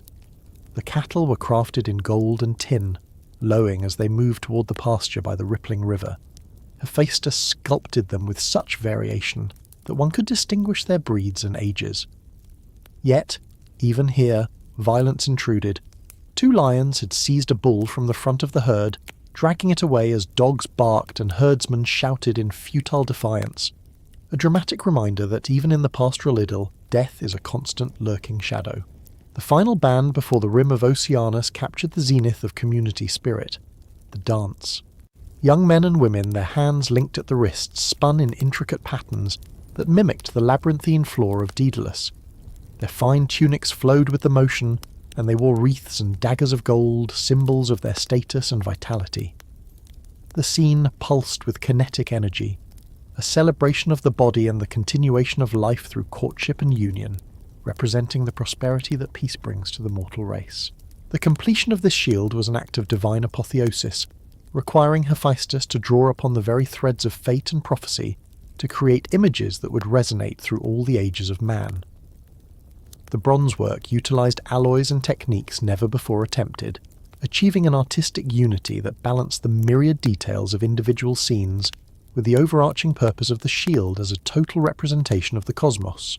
To accompany this defensive masterpiece, the smith god forged a spear of terrifying perfection.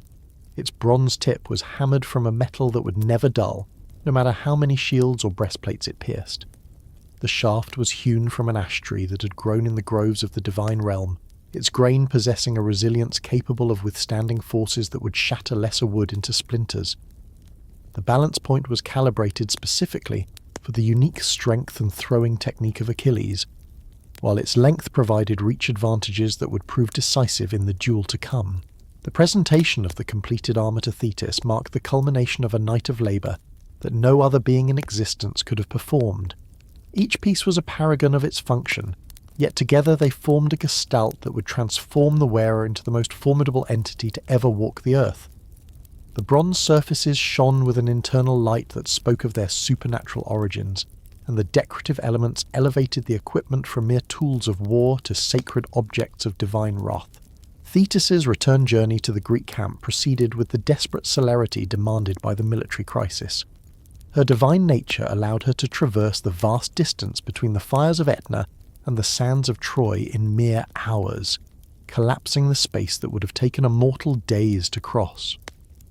The weight of the armour was as nothing to her supernatural strength, and she cloaked its blinding radiance in mists to avoid attracting the gaze of hostile powers as she passed through the veil between worlds.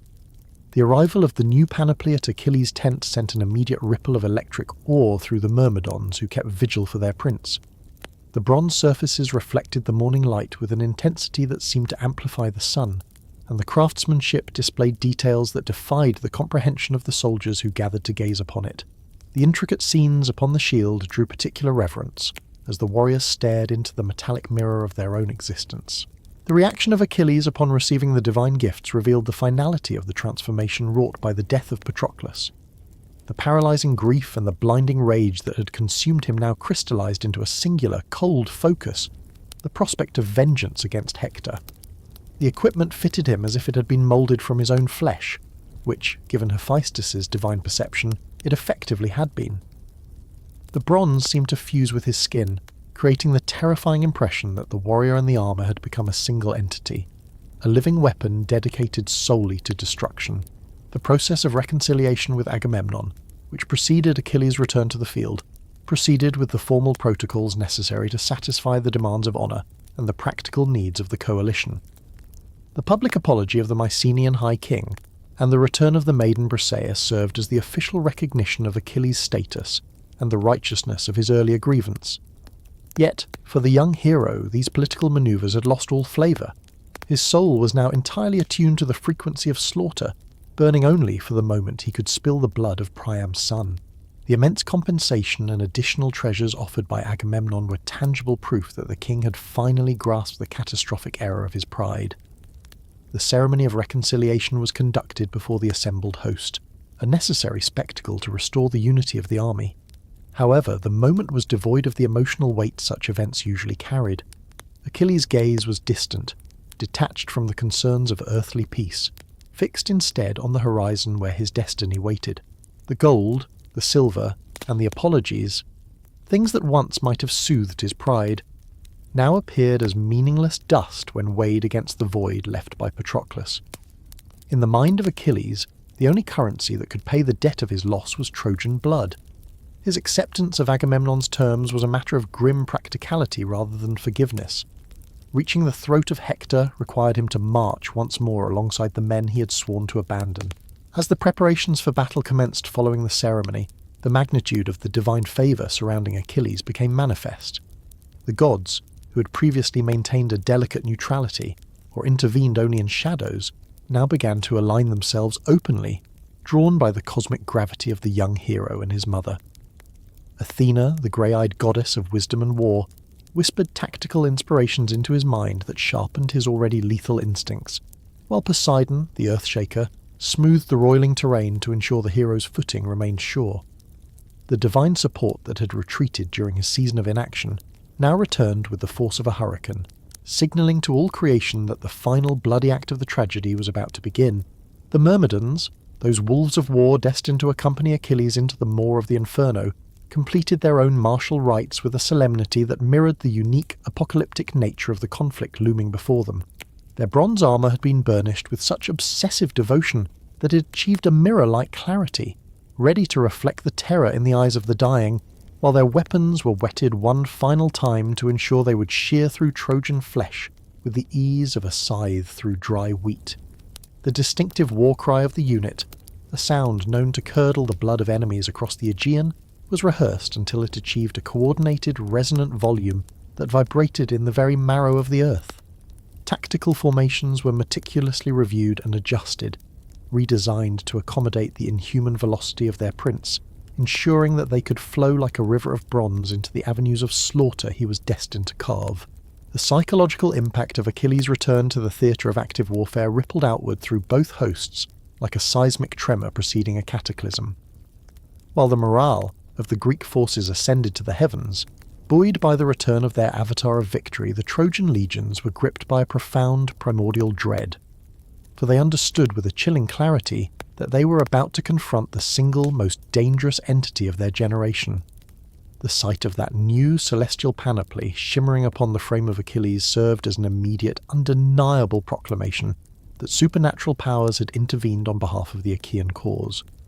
Whispered reports concerning Achilles' fractured emotional state suggested that the coming storm would eclipse all previous conflicts in both intensity and sheer, wanton devastation.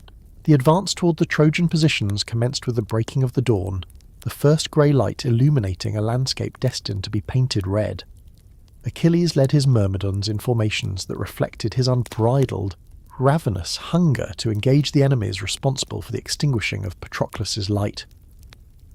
The bronze tips of their spears caught the early morning sun, creating a veritable forest of gleaming metal that stretched across the plain, while their disciplined movement over the contested terrain displayed a military precision that marked them as the most lethal instrument in the Greek arsenal.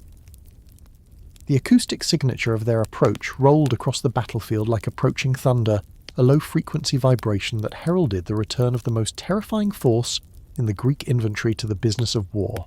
The initial Trojan positions encountered during Achilles' advance were the forward outposts established during Hector's recent triumphant offensives. The defenders manning these bulwarks were veterans of the highest calibre, men whose confidence had been hardened by months of unbroken victories. These warriors had faced Greek assaults before, and had repelled them with coordinated defensive tactics and disciplined valour. Yet, nothing in the library of their experience had prepared them for the supernatural wrath now descending upon them. The vision of Achilles, clad in armour forged in the fires of a volcano by a god, instantly communicated that they were facing an adversary who operated far beyond the boundaries of human limitation. The carnage that ensued during these initial contacts established the grim patterns that would characterize Achilles' entire campaign of vengeance. His divinely augmented capabilities allowed him to dispense death with an efficiency that defied all rational explanation. His spearwork had attained a level of precision where the bronze tip found the vital organs of his foes with unerring accuracy, while his speed ensured that even when engaging multiple opponents simultaneously, he offered them no window for a coordinated counterattack. The new armour, wrought by the hammer of Hephaestus, turned aside weapons that would have pierced ordinary bronze as if they were made of straw, while its perfect weight distribution allowed him to maintain an agility that made him a phantom to those trying to target him. The retreat of the few survivors from these forward positions generated a wave of panic that spread through the Trojan army like a wildfire consuming dry brush. The reports of Achilles' return and the devastating effectiveness of his assault shook the very foundations of the confidence that had sustained them through their recent triumphs. Warriors who had fought bravely against other Greek heroes found themselves paralyzed by fear when confronted with an opponent whose fame had ascended to mythic proportions. The psychological warfare accompanying Achilles' physical assault was as potent as the ruin wrought by his spear. The systematic advance through the Trojan defensive lines continued with a relentless mechanical efficiency that illustrated the vast chasm between mortal warfare and combat augmented by divine intervention. Achilles' tactical decisions reflected a supernatural intuition regarding the shifting dynamics of the battlefield. His physical feats allowed him to execute maneuvers impossible for ordinary combatants, and even his loyal Myrmidons struggled to keep pace with the velocity of their prince's advance. Their own extraordinary skills seemed pedestrian when cast against the backdrop of the superhuman performance they were witnessing. The crescendo of this initial phase of Achilles' vendetta arrived when the bed of the river Scamander became choked with the harvest of Trojan dead. The sheer magnitude of the lives he extinguished led to environmental consequences never before seen in the history of the war. The waters of the river were dyed a deep opaque crimson by the blood of hundreds who had fallen to his spear. The piling corpses formed necrotic dams that altered the flow of the currents and flooded the surrounding lowlands. The supernatural scale of this slaughter attracted divine attention, for the river god Scamander himself rose to protest the pollution of his sacred waters with the filth of mortal conflict. The protest of the river god, whose holy currents were fouled by the carnage, forced even Achilles to acknowledge that his rage had breached the boundaries of the natural order. The divine intervention manifested as violent floods and whirlpools that sought to drag the hero under, signalling that the very elements had taken sides in this war. Achilles fought against the rushing waters with the same ferocious wrath he directed at his human foes. His divine armour shielded him from the crushing pressure of the depths, while his supernatural strength allowed him to stand firm in the riverbed against torrents that sought to sweep him out to the sea. The retreat that followed his battle with the river brought Achilles closer to the colossal walls of Troy than any Greek warrior had dared to approach since the onset of the siege. The limestone fortifications rose nearly 60 feet above the surrounding plain, their surfaces polished smooth to deny any handhold to climbing assault, while defensive towers provided elevated killing grounds for archers and catapult operators. Gates reinforced with bronze-controlled passage through the walls, and massive timbers of oak, bound with metal straps, displayed a resilience capable of withstanding the heaviest battering rams. The sight of these imposing defences had deterred direct assaults for 10 long years of war. The Trojan defenders crowded the battlements in numbers previously unseen. Their bronze armour glinted under the afternoon sun as they prepared to witness what many realised might be the final confrontation of the age. King Priam stood in person atop the highest tower.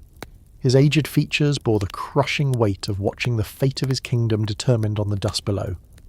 The royal insignias marking his station seemed woefully inadequate against the magnitude of the crisis that threatened to unmake everything he had built over a long reign. His hands gripped the stone parapet with a force that threatened to leave impressions in the limestone. His eyes locked upon the approaching figure whose divine armour burned with a supernatural radiance. Hector emerged from the Scaean gates clad in the armour stripped from the body of Patroclus. The bronze breastplate and the distinctive helmet created a tableau of bitter irony, for the Prince of Troy marched to face his primary nemesis protected by the very equipment belonging to that enemy. The divine craftsmanship designed to shield the greatest Greek hero now adorned his arch-rival. The polished surface of the shield reflected the dying light of the day as Hector advanced into the open ground between the city walls and the approaching Greek champion. The psychological impact of this encounter extended far beyond the immediate participants. Warriors on both sides recognized that the outcome would likely dictate the ultimate destiny of Troy and the Greek expedition, dispensing with the wagers and boasts that had characterized earlier single combats. In their place settled a somber understanding that this duel represented the collision of an irresistible force with an immovable object. Troy's hopes for survival rested upon Hector's proven skill and tactical genius, while the Greeks' expectation of ultimate victory was pinned to Achilles' supernatural gifts and divine favour.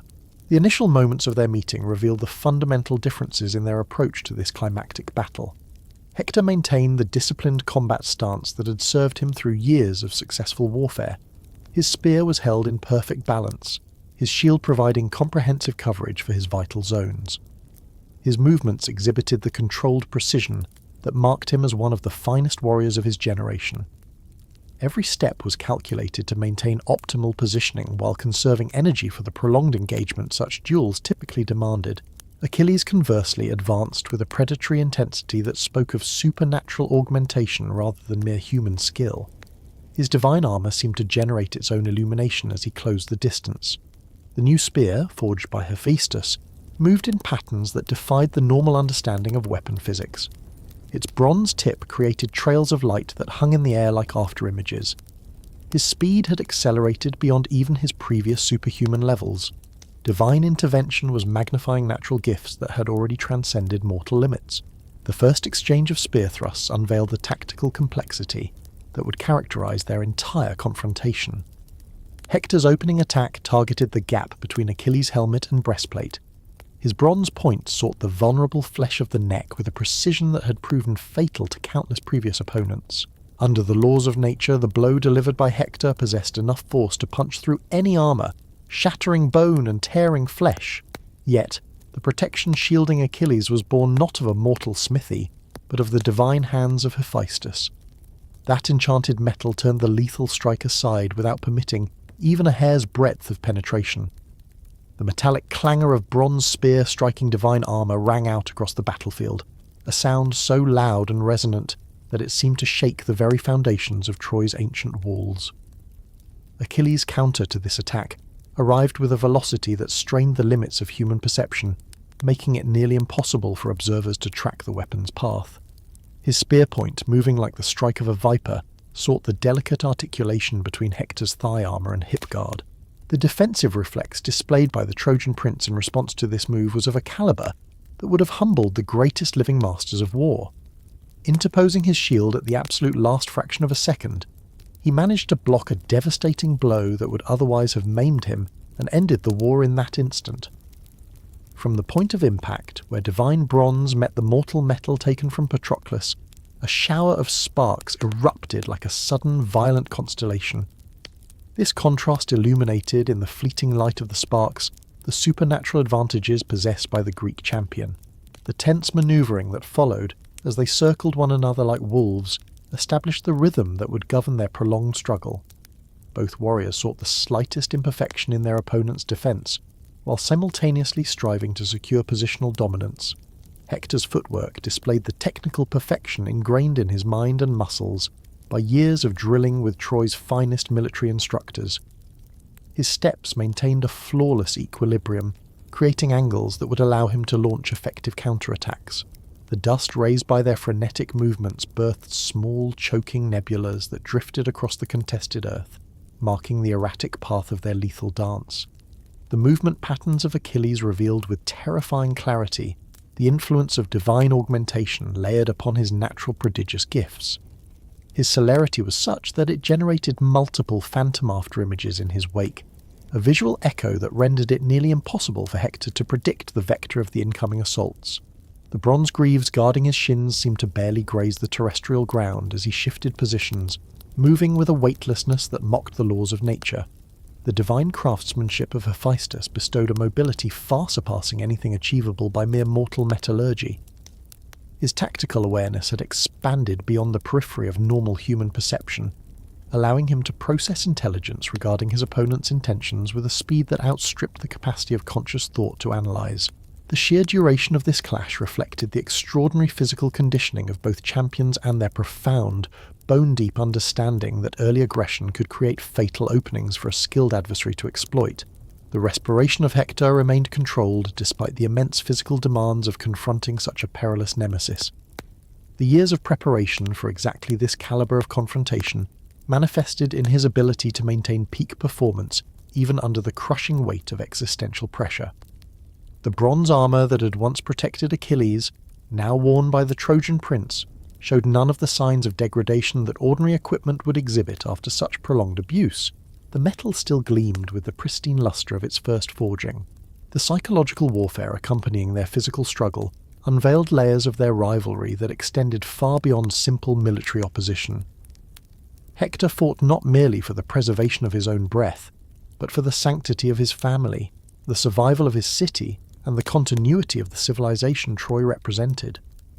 His tactical decisions reflected the heavy burden of knowing that defeat would condemn everyone he was sworn to protect to absolute ruin, while victory alone could secure their continued existence. The weight of such responsibility might have crushed the spirit of a lesser warrior long ago, yet the character of Hector had been tempered into steel by years of bearing such loads. The motivation driving Achilles, however, had transcended ordinary human emotion. His rage, catalyzed by divine intervention, had ascended from a simple personal grievance to a level bordering on a cosmic force of nature. The loss of Patroclus had awakened the destructive potential dormant within his supernatural nature, transforming his grief into a weapon far more lethal than any bronze spear point.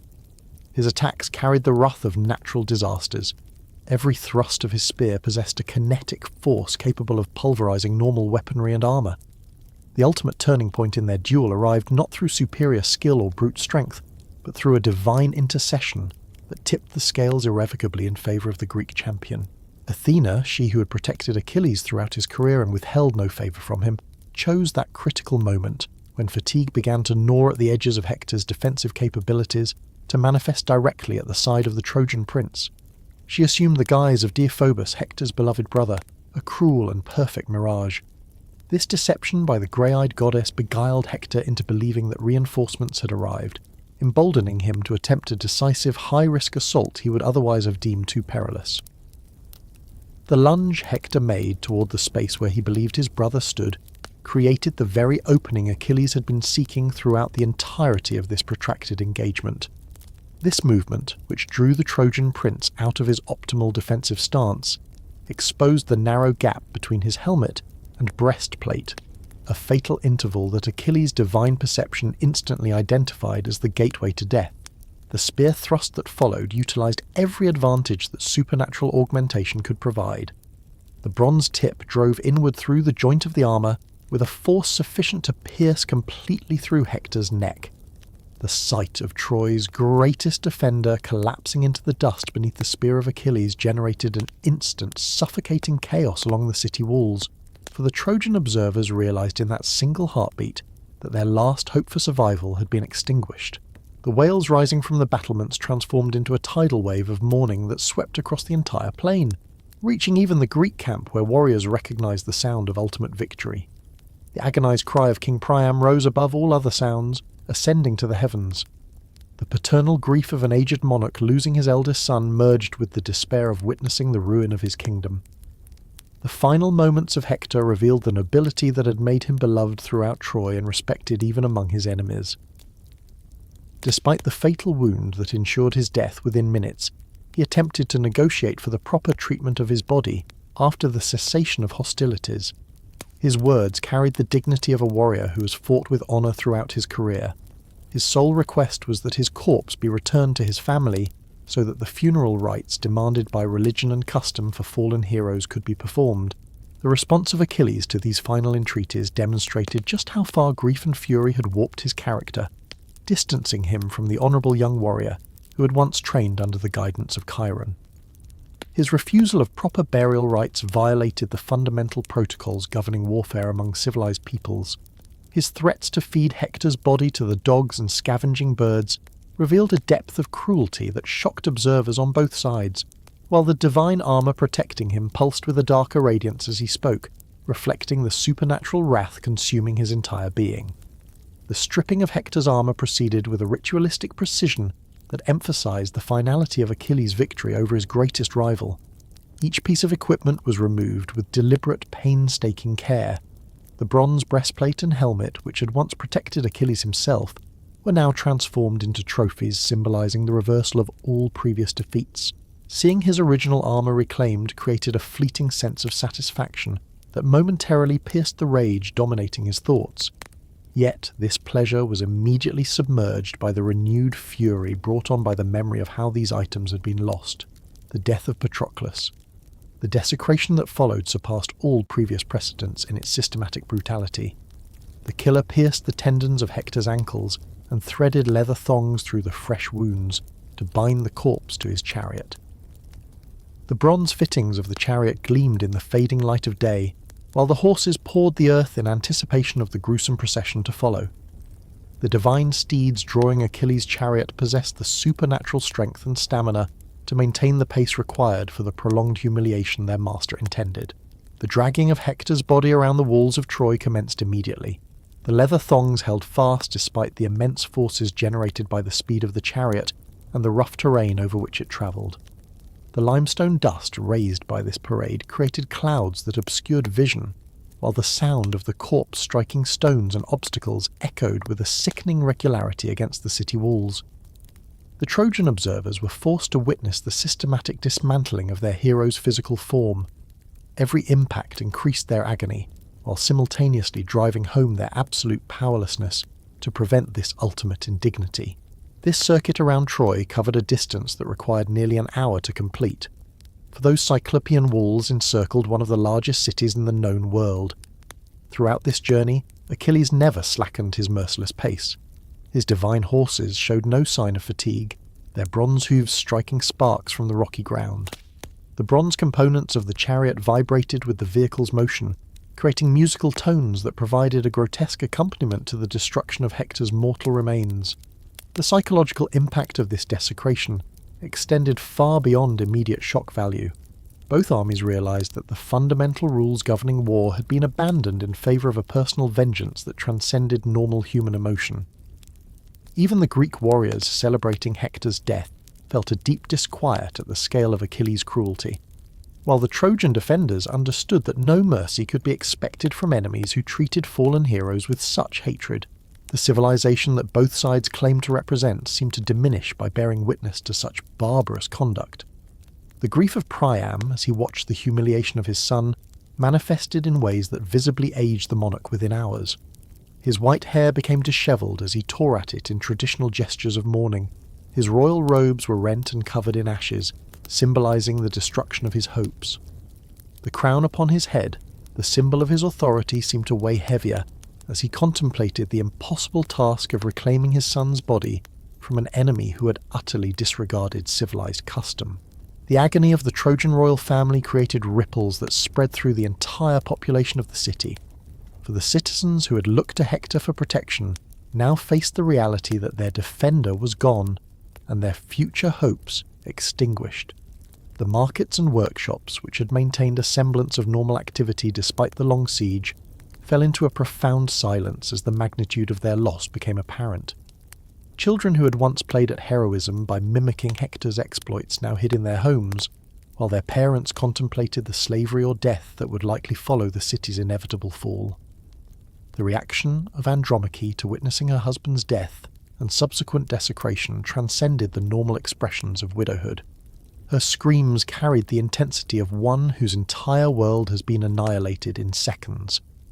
As the preeminent princess of Troy, the young woman now faced the prospect of becoming a Greek slave. The infant son in her arms would likely be murdered to prevent future attempts at vengeance. The domestic happiness she had once shared with Hector was now transformed into a distant memory that served only to sharpen the pain of the approaching catastrophe. With the death of Hector, the final pillar providing stability in Andromache's life had been shattered by forces far beyond her control or comprehension.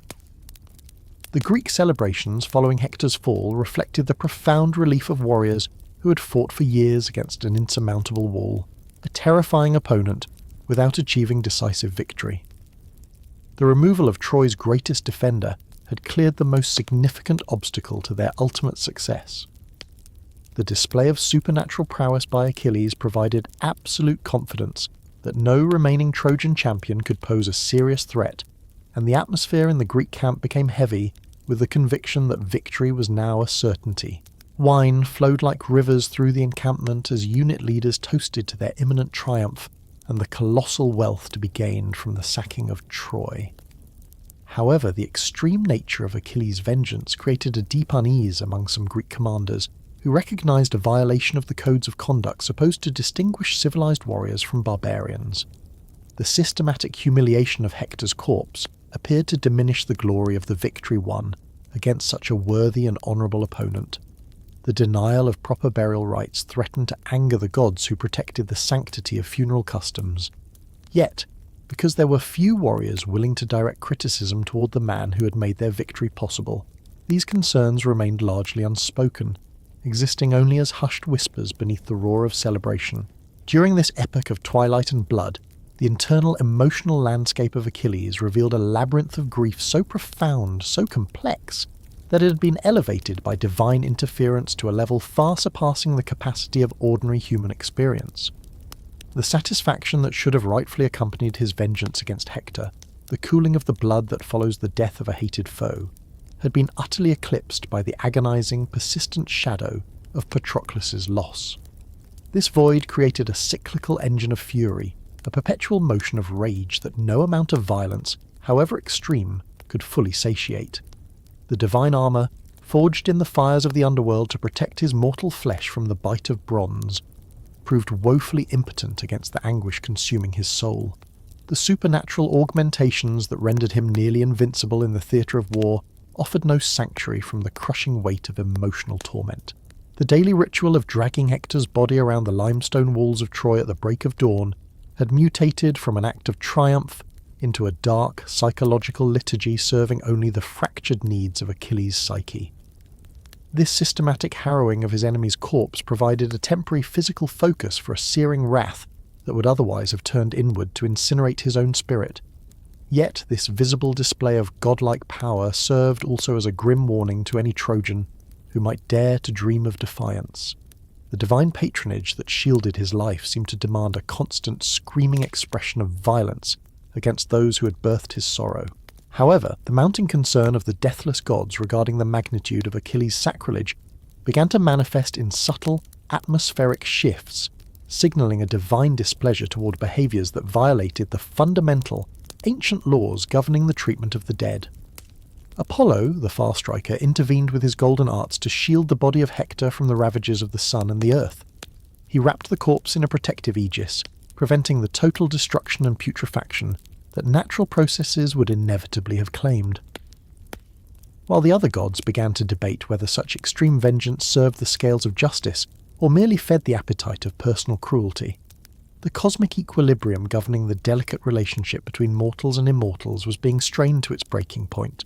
Zeus himself, the cloud-gatherer, began to contemplate an intervention that would restore the proper order to a situation that had spiraled far beyond the accepted parameters of human conflict.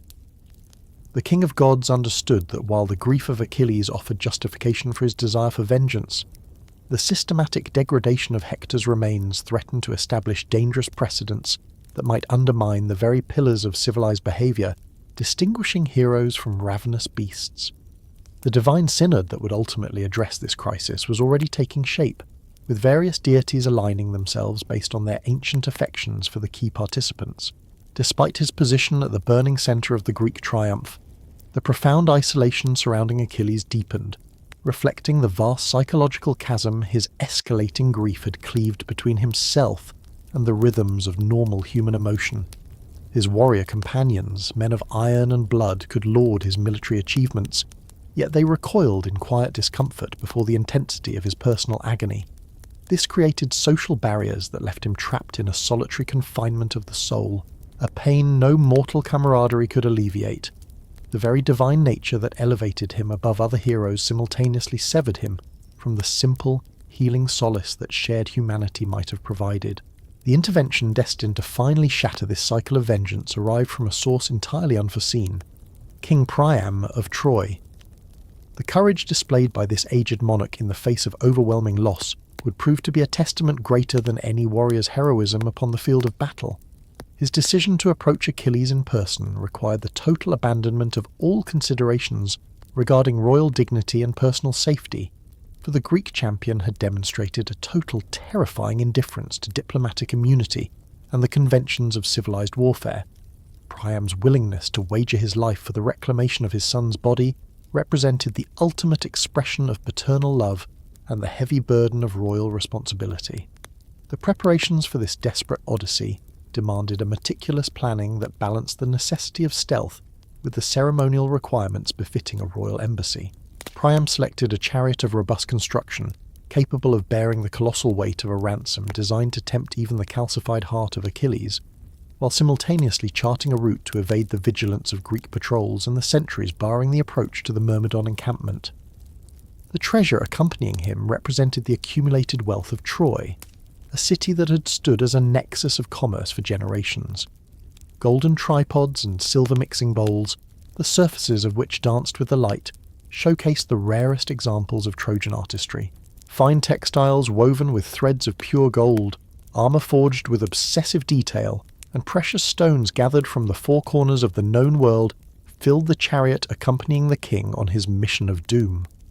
The value of these items was sufficient to purchase entire cities, yet Priam offered them without a flicker of hesitation for the return of his son's battered corpse. The king's journey through the hostile landscape of the Greek camp proceeded under the eldritch protection of Hermes, the messenger god, dispatched by Zeus himself to ensure Priam reached Achilles, through the labyrinth of danger. The intervention of the Argifontes provided a supernatural concealment that rendered the Trojan king and his chariot virtually invisible to the eyes of the Greek sentries, while guiding them through the complex network of defensive works guarding the expedition's heart. The bronze-rimmed wheels of the chariot rolled in unnatural silence over ground that should have betrayed their passage to the wakeful guards. The pavilion of Achilles stood within the Myrmidon lines, occupying a position of distinction that reflected his dual status as a royal prince and the supreme warrior of the age. The structure was a cathedral of martial prowess, composed of multiple interconnected chambers built from the finest timber available to the expedition. Bronze fittings and carved wooden supports displayed the wealth and craftsmanship of his father's kingdom. Inside, oil lamps cast dancing, spectral shadows upon walls adorned with the weapons and armour of conquered foes, a grim tapestry of a decade of successful slaughter.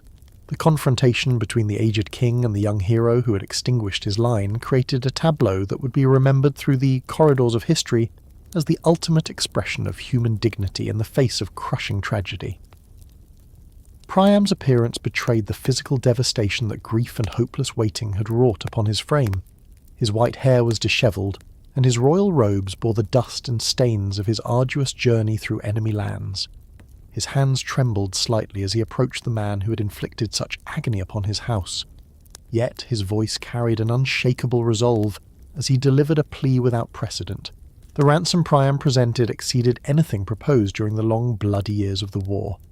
Gold cauldrons and silver bowls, representing the zenith of Trojan craftsmanship, were but a fraction of the wealth accompanying the king's desperate mission.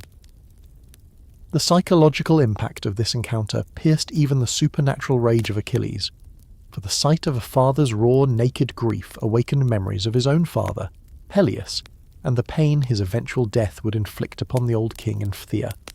The divine augmentation that had fueled his fury throughout the campaign began to flicker and waver, as the human emotions, so long suppressed by supernatural intervention, reclaimed their dominion over his thoughts and actions. The bronze armour, which had seemed to pulse with an alien, otherworldly energy, now appeared to dim, becoming merely metal, as its wearer contemplated the universal nature of loss and mourning. Priam's supplication transcended a simple negotiation for the return of a body. It transformed into a profound meditation on the nature of human suffering and the sacred bonds that link all fathers to their children, regardless of the conflicts dividing their nations. The words of the aged king carried the crushing weight of personal loss, born of burying countless sons during the long years of war, signalling his understanding that Hector's death represented not merely a personal tragedy, but the apocalypse of his entire kingdom.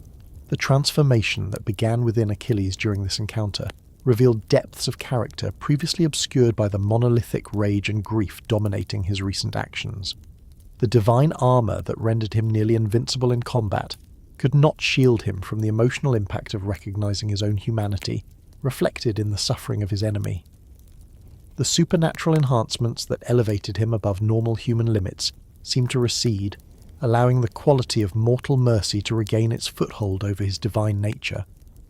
The agreement to return Hector's body represented far more than a simple capitulation to Priam's request.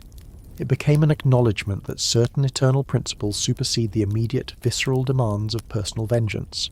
The restoration of civilized conduct and the proper treatment of the dead acknowledged the fundamental values binding all humanity, irrespective of political or military allegiances. The bronze utilized to create instruments of destruction now served a gentler purpose, securing the leather bindings that would protect Hector's remains during the return journey to Troy. The preparation of Hector's body for its final voyage required a meticulous attention to detail, restoring a measure of dignity to a corpse that had been subjected to such systematic abuse. Achilles personally oversaw the washing and anointing of the body, processes designed to cleanse the stains and damage accumulated during the days of desecration around the walls of Troy. Fine linens were employed to shroud the remains in preparation for the funeral rites awaiting them in the city. The divine oils, part of Priam's ransom, provided a preservation that ensured the body would withstand the journey home without further degradation. The escort accompanying Priam's return to Troy consisted of a small detachment of Myrmidons, serving both to protect the chariot carrying Hector's remains and to demonstrate Achilles' commitment to honouring the temporary truce. These elite warriors, who had participated in countless battles against the Trojan forces, now found themselves in the role of guardians for the funeral procession of an honourable enemy. As the funeral cortege of the enemy prince, whose death represented their greatest victory, faded silently toward the walls of Troy, the Myrmidons stood sentinel as a respectful honour guard upon the very earth where they had previously sown only terror.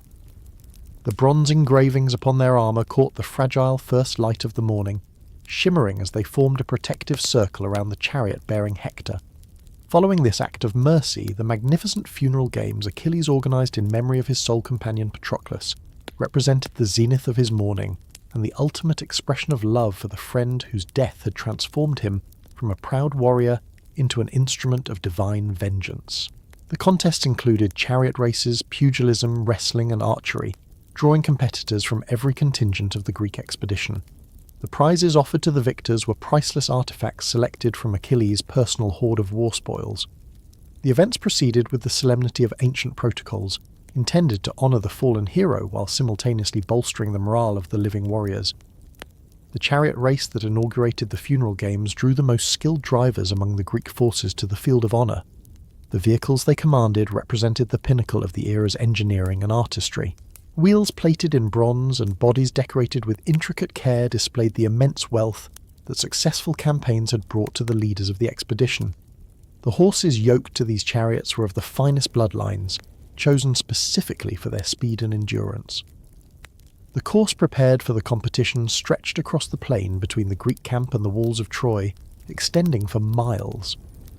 The boxing and wrestling matches revealed the terrifying physical prowess possessed by the elite warriors of the campaign. Their muscular bodies, hardened like bronze, proudly bore the scars that served as testaments to years of successful combat. The martial techniques displayed during these funeral games were not merely athletic diversions, but rather a mirror reflecting training methodologies honed through generations of perpetual warfare. The stamina required for these prolonged contests demonstrated the very physical conditioning that rendered these men effective during the grinding, suffocating, long-form engagements that characterise siege warfare. For victory in these events carried a prestige that extended far beyond the tangible material rewards bestowed upon the victors.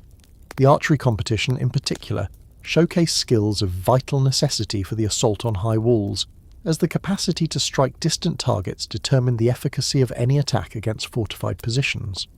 The bows utilised by the competitors represented a diverse tapestry of regional styles and construction techniques, their draw weights so immense that they demanded an arm strength bordering on the monstrous to be wielded effectively. The bronze-tipped arrows that were loosed, finding their marks with lethal precision, had been crafted by master smiths whose labour could determine the razor-thin margin between triumph and catastrophe in the chaos of true battle. Achilles' unbroken dominion in the war against the newly arriving Trojan allies served as a grim testament to the fact that while the death of Hector had removed the most immediate tactical threat to Greek success, it had not eradicated all resistance. Yet, it also revealed that none of the remaining challengers possessed that unique, terrifying combination of martial skill and inspirational leadership that had made the Trojan prince such a formidable adversary. It was at this precise juncture, when the balance of the war seemed to hang in a delicate stasis, that Penthesilea, the Amazonian queen, arrived at the gates of Troy. She brought with her a cadre of warrior women whose reputation for ferocity had traversed the breadth of the ancient world. Their bronze armour had been modified by master armourers to contour to their female forms, yet it offered a protection equivalent to, or perhaps even superior to, the heavy plate worn by the kings of men. Penthesilea's fighting style was a lethal synthesis, combining traditional Amazonian techniques with innovations she had developed over years of raiding against the diverse enemies of Asia Minor. Among her preferred weapons was a double-headed labrie, a battle-axe with bronze blades honed to a razor's edge. Her skills in archery, delivered from the back of a galloping steed, were the stuff of legend, allowing her to strike targets with unerring accuracy, even while moving at breakneck speeds. The leather armour protecting her torso bore decorative patterns, signifying her royal status among the Amazonian tribes, while her shield proudly displayed symbols proclaiming her lineage as a daughter of Ares, the god of war himself. The inevitable confrontation between Achilles and Penthesilea occurred during a general engagement in which the Trojan forces, bolstered by their Amazonian allies, attempted to shatter the siege through coordinated strikes against multiple Greek positions. The tactical approach of the Amazon Queen emphasized mobility and surprise. Her mounted warriors struck at vulnerable points with the suddenness of a lightning storm, retreating before the heavier Greek infantry formations could engage them in prolonged hand-to-hand combat. The personal combat prowess of the Queen was exceptional by any standard. Her blinding speed and agility allowed her to contend with opponents who possessed superior raw strength and reach. The duel that unfolded between these two legendary warriors showcased the highest levels of military skill the ancient world could produce. Divine heritage met extraordinary training in a contest that would determine not merely individual survival, but the morale of entire armies. The strikes delivered by Penthesileia's bronze axe created attack patterns so complex and rapid that they tested even the supernatural reflexes of Achilles, while her horse archery forced him to adapt techniques primarily developed for infantry warfare. When their weapons finally met in an exchange that tested the limits of both human and divine augmentation, the sound of bronze crashing against bronze echoed across the battlefield like the tolling of a great bell. The decisive moment arrived when Achilles' spear found the singular interstice between the bronze plates of Penthesileia's armour. The divine weapon, guided by the hand of the greatest warrior alive, penetrated deep enough to inflict fatal damage despite the Amazon Queen's extraordinary defensive skills. Her death represented not merely a personal tragedy, but the extinguishing of Troy's last hope for effective military leadership. For no remaining ally possessed that rare combination of tactical genius and inspiring presence capable of filling the void left by Hector. The sight of the Amazon Queen crumpling beneath the spear of Achilles created an instant collapse of morale among the Trojan forces, who had pinned their hopes of survival on her legendary abilities. Almost immediately following this tragedy, the arrival of Memnon, the Prince of Ethiopia, whose divine lineage rivaled that of Achilles himself, represented Troy's final desperate attempt to find a champion capable of matching the supernatural gifts of the Greek hero. Memnon's forces included warriors drawn from the vast expanses of Africa and Asia. Their exotic weaponry and fighting techniques added new, unpredictable dimensions to the Trojan military capability. The prince's personal armour had been forged by divine smiths, whose craftsmanship competed with the works of Hephaestus, and his weapons bore enchantments that rendered them lethal, even against opponents protected by supernatural means. The battle between Achilles and Memnon evolved into a contest between different aspects of divine heritage, for both warriors possessed capabilities that transcended normal human limitations thanks to their connections to immortal parents. Memnon's strength and speed approached levels that matched Achilles' own enhanced abilities, while his tactical understanding reflected an education provided by gods who understood the principles governing superhuman warfare. When their bronze spearheads collided, showers of sparks rained down like falling stars, creating visual effects born of divine metallurgy that astonished observers from both armies. The protracted nature of their duel reflected how evenly matched their advanced capabilities truly were. Each warrior possessed attributes that counterbalanced the advantages of the other, preventing either from gaining a decisive upper hand. Memnon's divine armour deflected attacks that would have proven instantly fatal to ordinary combatants, while his own strikes possessed force enough to dent even the masterpiece of protection forged by Hephaestus. The dust raised by their movements created clouds that obscured the vision of nearby warriors, while the acoustic shockwaves of their clash rolled across the battlefield with a violence that seemed to shake the limestone foundations of the Trojan walls. Ultimately, the intervention of fate, guided by the irrevocable decree of Zeus regarding the war's final outcome, tipped the cosmic scales in favour of Achilles. In that critical heartbeat, divine protection was withdrawn from Memnon. The death of the Ethiopian prince represented the removal of Troy's final supernatural defender. The city was now left dependent upon ordinary mortal warriors who, regardless of their exceptional skill, could not hope to contend with opponents strengthened by divine grace. The psychological impact of watching their final champion fall created a despair throughout the population of Troy that made continued resistance appear futile. However, the ancient prophecy that had shadowed Achilles throughout his existence began its final approach toward realization. Paris, guided by the divine intervention of Apollo, prepared the arrow destined to exploit the single weakness, the solitary vulnerability in the Greek hero's otherwise invulnerable form. While the archery skills of the Trojan prince were competent by mortal standards, He required supernatural augmentation to achieve the precision necessary to strike the narrow target, represented by Achilles' heel. The bronze arrowhead, blessed personally by the god of archery, carried a divine potency capable of piercing even the supernatural protection surrounding the Greek champion. The shot that ended the life of Achilles occurred during what appeared to be a routine skirmish near the walls of Troy, a minor engagement of the sort that had happened countless times during the long siege, without significant casualties among the great heroes. Paris positioned himself within one of the defensive towers that provided elevated firing positions for Trojan archers. His location was chosen to offer clear lines of sight while affording protection from Greek counterattacks. The distance involved demanded a skill of extraordinary magnitude to record a hit.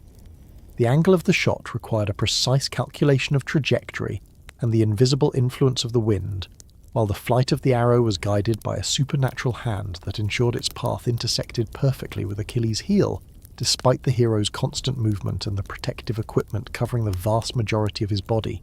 The bronze tip struck the exact point where his mother, Thetis, had held him while submerging him in the river Styx, the one place where the waters had failed to impart invulnerability. The arrow punched through leather and bone with a force that carried divine poison directly into Achilles' bloodstream. The wound itself appeared trivial compared to the grievous injuries the hero had sustained and survived throughout his career. However, its location rendered it inevitably fatal. The realization that he had received his death wound triggered an instant transformation in Achilles' demeanor.